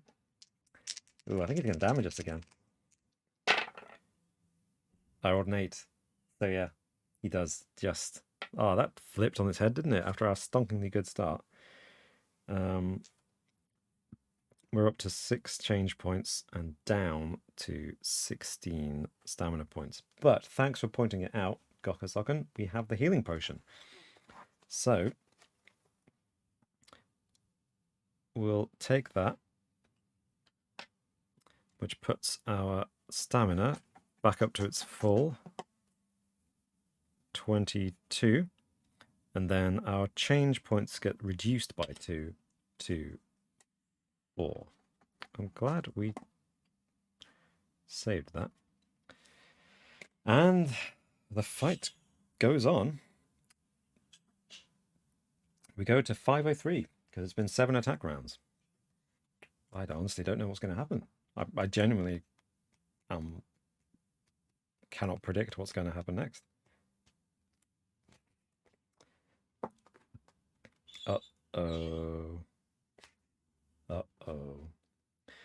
At the height of your battle with the werewolf, the full moon comes into view beyond the tall window at the end of the chamber, bathing the Count's chambers in its mystical luminescence. Moonlight washes over you, and it feels as if the cold, white beams are soaking into every pore. You are so close to completing your quest. If only you can keep the beast contained a little longer, maybe you still can. Roll 3 dice. Oh no. If you're wearing a moonstone amulet, subtract 3 from the dice roll. Okay, we're not. If the new total is less than or equal to your change score, turn to 25. If it's greater, turn to 285. Now, up to this point, rolling more than our change score has been good. I now feel like rolling less is good, because the moonstone amulet was going to subtract. We have 3 dice. Our change score is 4. Well, I'm not sure, folks. Is it more or less than 4? My maths is pretty bad. So we go to 285. I honestly, this is unpredictable, right? Anyone got any clue if this is going to be a good thing or a bad thing? Because I do not. Okay. Yes! Somehow you manage to master the beast, struggling to free itself from inside the fleshy cage of your body for just a few more precious moments. You might still get out of this alive and still human, regain 1 luck, and turn to 189. Folks, you are beautiful. You have steered us largely correctly through this excellent. Well, we're still in there. We're hanging in there. Mindful Pig says, "Woo, the Dice Master does it again." That's very kind of you. It's not true. I'm not the Dice Master. 189. After that fight, I was pretty convinced the dice had turned against me. 189, 189, 189, 189, 189, 189.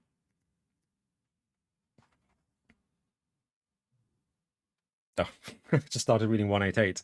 The first thing 188 says is, "Good evening, you say, flashing the barmaid your most winning smile." I was like, what? But that's 188. We're on 189. Mindful Pig says, "Lol, same." Yeah, I can smell dinner. So my wife is making dinner. It's coming through. It smells great. Sorry, folks. This will be over soon. We're in the middle of the fight. We can do this.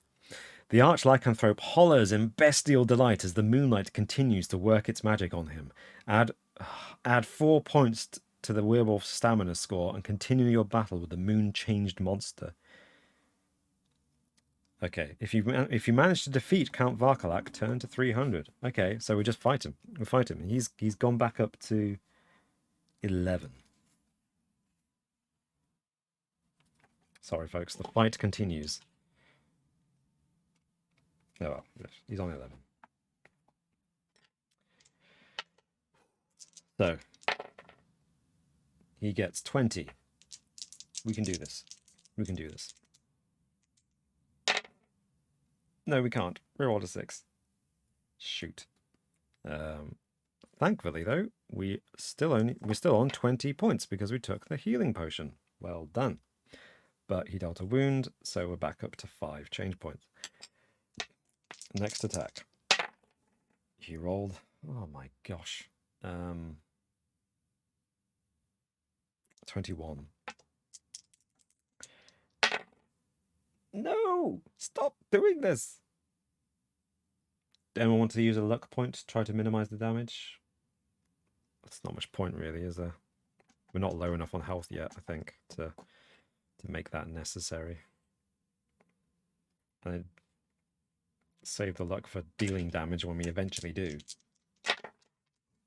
Oh, for crying out loud. He rolled... Oh, okay. He rolled under 20 for once. So he's on 19. Roll again.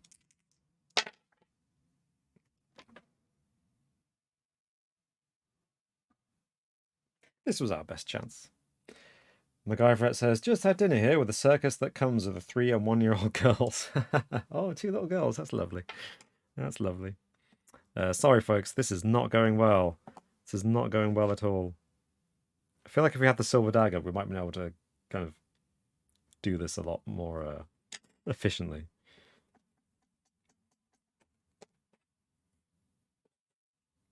Right. Okay. He rolled 6 again. That's again the lowest score he's got so far. Yes! Finally! Finally! We down some damage. And I'm going to luck test, right? To try to increase double that damage. Oh, yeah. We passed it. We passed it.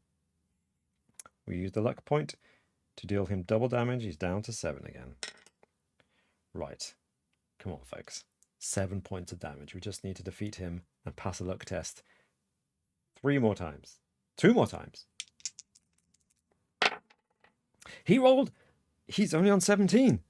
We can do this. We can do this. We can do this with a spectacular 11. Save that roll for when he rolls high, please. Okay. We're gonna do a luck test, right? To try to do 4 damage instead of 2, yeah? Oh, we failed that luck test, which means we only do 1 damage. So he's got 6. We still use a luck point. So if we fail the test, we're unlucky, and we do half damage instead of double damage. Sorry, folks. Aaron watching says, "Oop, lol." Yeah, I mean, it's about time we had some bad luck, I guess. And it's nice and fickle because your luck score goes down as you use it. So at first, it's very rewarding, but the more you use it, the more likely you are to be unlucky. I like that. That's a good system. His next attack, 18. We could beat that, maybe. Yes, yes, yes, yes. We beat that. Do you want to do luck? Genuine question, folks. Should I use a luck point, given that last time I was unlucky and we only did half damage, or should we take the 2 damage and reduce him to 4? Please vote in the next 3, 2, and 1. We've got 1 vote, 2 votes. Both say use luck. Okay, let's do a luck test. 3 votes. Everyone says use luck. Okay, thanks. We passed. 7. Oh, you beauties. So, well, I'll just write 6 over that. Luck is down, but so's his health, and he's down to 2. 1 more hit. Fire, yes. Well done, team. Well done. I was hesitant. I didn't want to do that. I'm gonna admit I didn't want to do that because I was afraid we do half damage. He rolled. Ooh, he's up to 20. He's coming back. He's coming back. Can we beat 20? Go, Robin. Take that mighty swing. Use the Master Ball now. Yes, the Master. Oh, gosh, I haven't played Pokemon for years. I'm sorry. I'm sorry, team. I'm really sorry. We take a change point and we lose 2 stamina. That was pathetic from me. I'm really sorry. That mighty swing was not forthcoming. He's on 21. Oh dear, he's coming back. He's getting his last wind. But we are on 22. Yes! We defeat him, reduce him to 0 points. Count Varkalak, the evil werewolf, the source of all evil in this realm, is defeated. And we go to 300. Ah, folks! What's it going to be? Give yourselves a clap. Everyone, a round of applause. You all deserve it. You've been the rock and the strategist behind this thing, and we shall find out what happens now. 300. Here we are. Here we are. Okay. Count Varkalak, Prince of Lupravia, Warlord of Wolfen Castle, and the first of his cursed werewolf bloodline, lies dead at your feet. You have exacted your revenge on this monstrous tyrant, this begetter of wolf spawn. But what is this? Even as you are looking down at Varkalak's corpse in triumph, you see the many wounds you inflicted on him knit and heal bloodlessly. The werewolf's eyes flick open, but now they burn like the fiery pits of hell itself. Your hackles rise, and suddenly a series of vision memories that are not your own assail your conscious mind. You see 5 gathered within shadow-haunted ruins: a monk, a sorceress, a black-shrouded widow, a noblewoman, and a younger Count Varkalak, as they embark upon some unholy ritual. In your mind's eye you see them cast treasures, valuable to each, into a pit of darkness.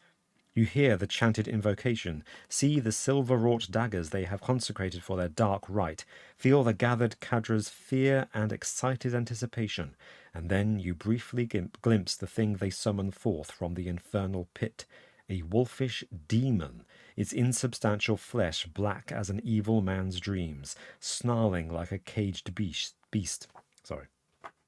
You see the demon possess the astounded Count and witness his transformation into a wolf for the first time. You understand now what is happening under your appalled gaze. The demon the cadre summoned, which possessed the rakish young prince and wrought its changes so dramatically upon him, is resurrecting Count Varkalak's werewolf body from the dead. But what can you do to stop this demonic resurrection? If you have the code word Degnach recorded on your adventure sheet, turn to 399. We don't. If not, have you collected any silver daggers during your adventure? If you have collected no daggers at all, turn to 133. If you have collected 5 daggers and know what to do with them, turn to the relevant page number you noted down earlier. If you have less than 5 daggers or you do not know what to do with them, turn to 464. Ah. Yeah. Yeah, bollocks, and I don't like this. Sum this up rather nicely. We have no daggers at all. At all. We haven't got anything. Turn to 133. 5 daggers? We had to collect 5 daggers? We had the opportunity to buy a dagger at the market. Pick up the silver dagger when we went to the music room. But...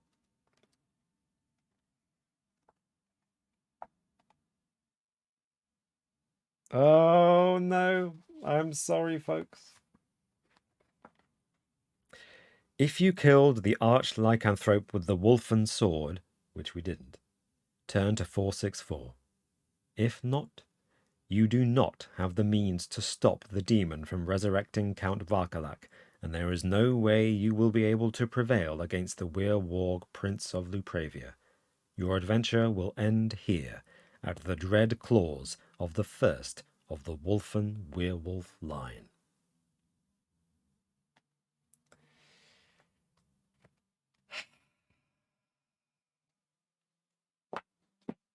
I think the only way to get around that on the adventure we took would be to rewind all the way back to the music room and not go to the music room, but go into the map room and get the silver dagger. However, we don't know what having simply the silver dagger would do. So, I think we got the bad ending. Yeah, I think we lost. IamLow77 says, it's very accurate for humans unprepared. New werewolf not planning anything. Yeah. Yeah. I'm really sorry, folks. I feel like I actually really enjoyed this, and I loved doing this with you. I really, really did. And it's such a it's a choose your own adventure, and actually there's clearly so much more unexplored stuff in this book that I didn't realize was there. Like, we flicked past some enemies that we didn't encounter, and there's items we didn't come across. So clearly there's more to this book. So if you want to play this one again, I'm absolutely up for it. We can do it next week, or maybe in a couple of weeks' time, and I can play something different in between. But thank you so much for taking part. I'm really sorry that we had a bad ending. I feel we were this close. We were so close to succeeding. Gokazok and DK says, oh wow, full of comments now. So I'm a bit behind in the chat. Let's just respond. Ooh. And now I can't see things. OBS. Mindful Pig says, that was such a great idea, Robin. Seriously, this was a great stream and can't believe how I got into it. Lol, great adventure and idea. Thank you. Well, I mean, credit to the writers, of course, of this game.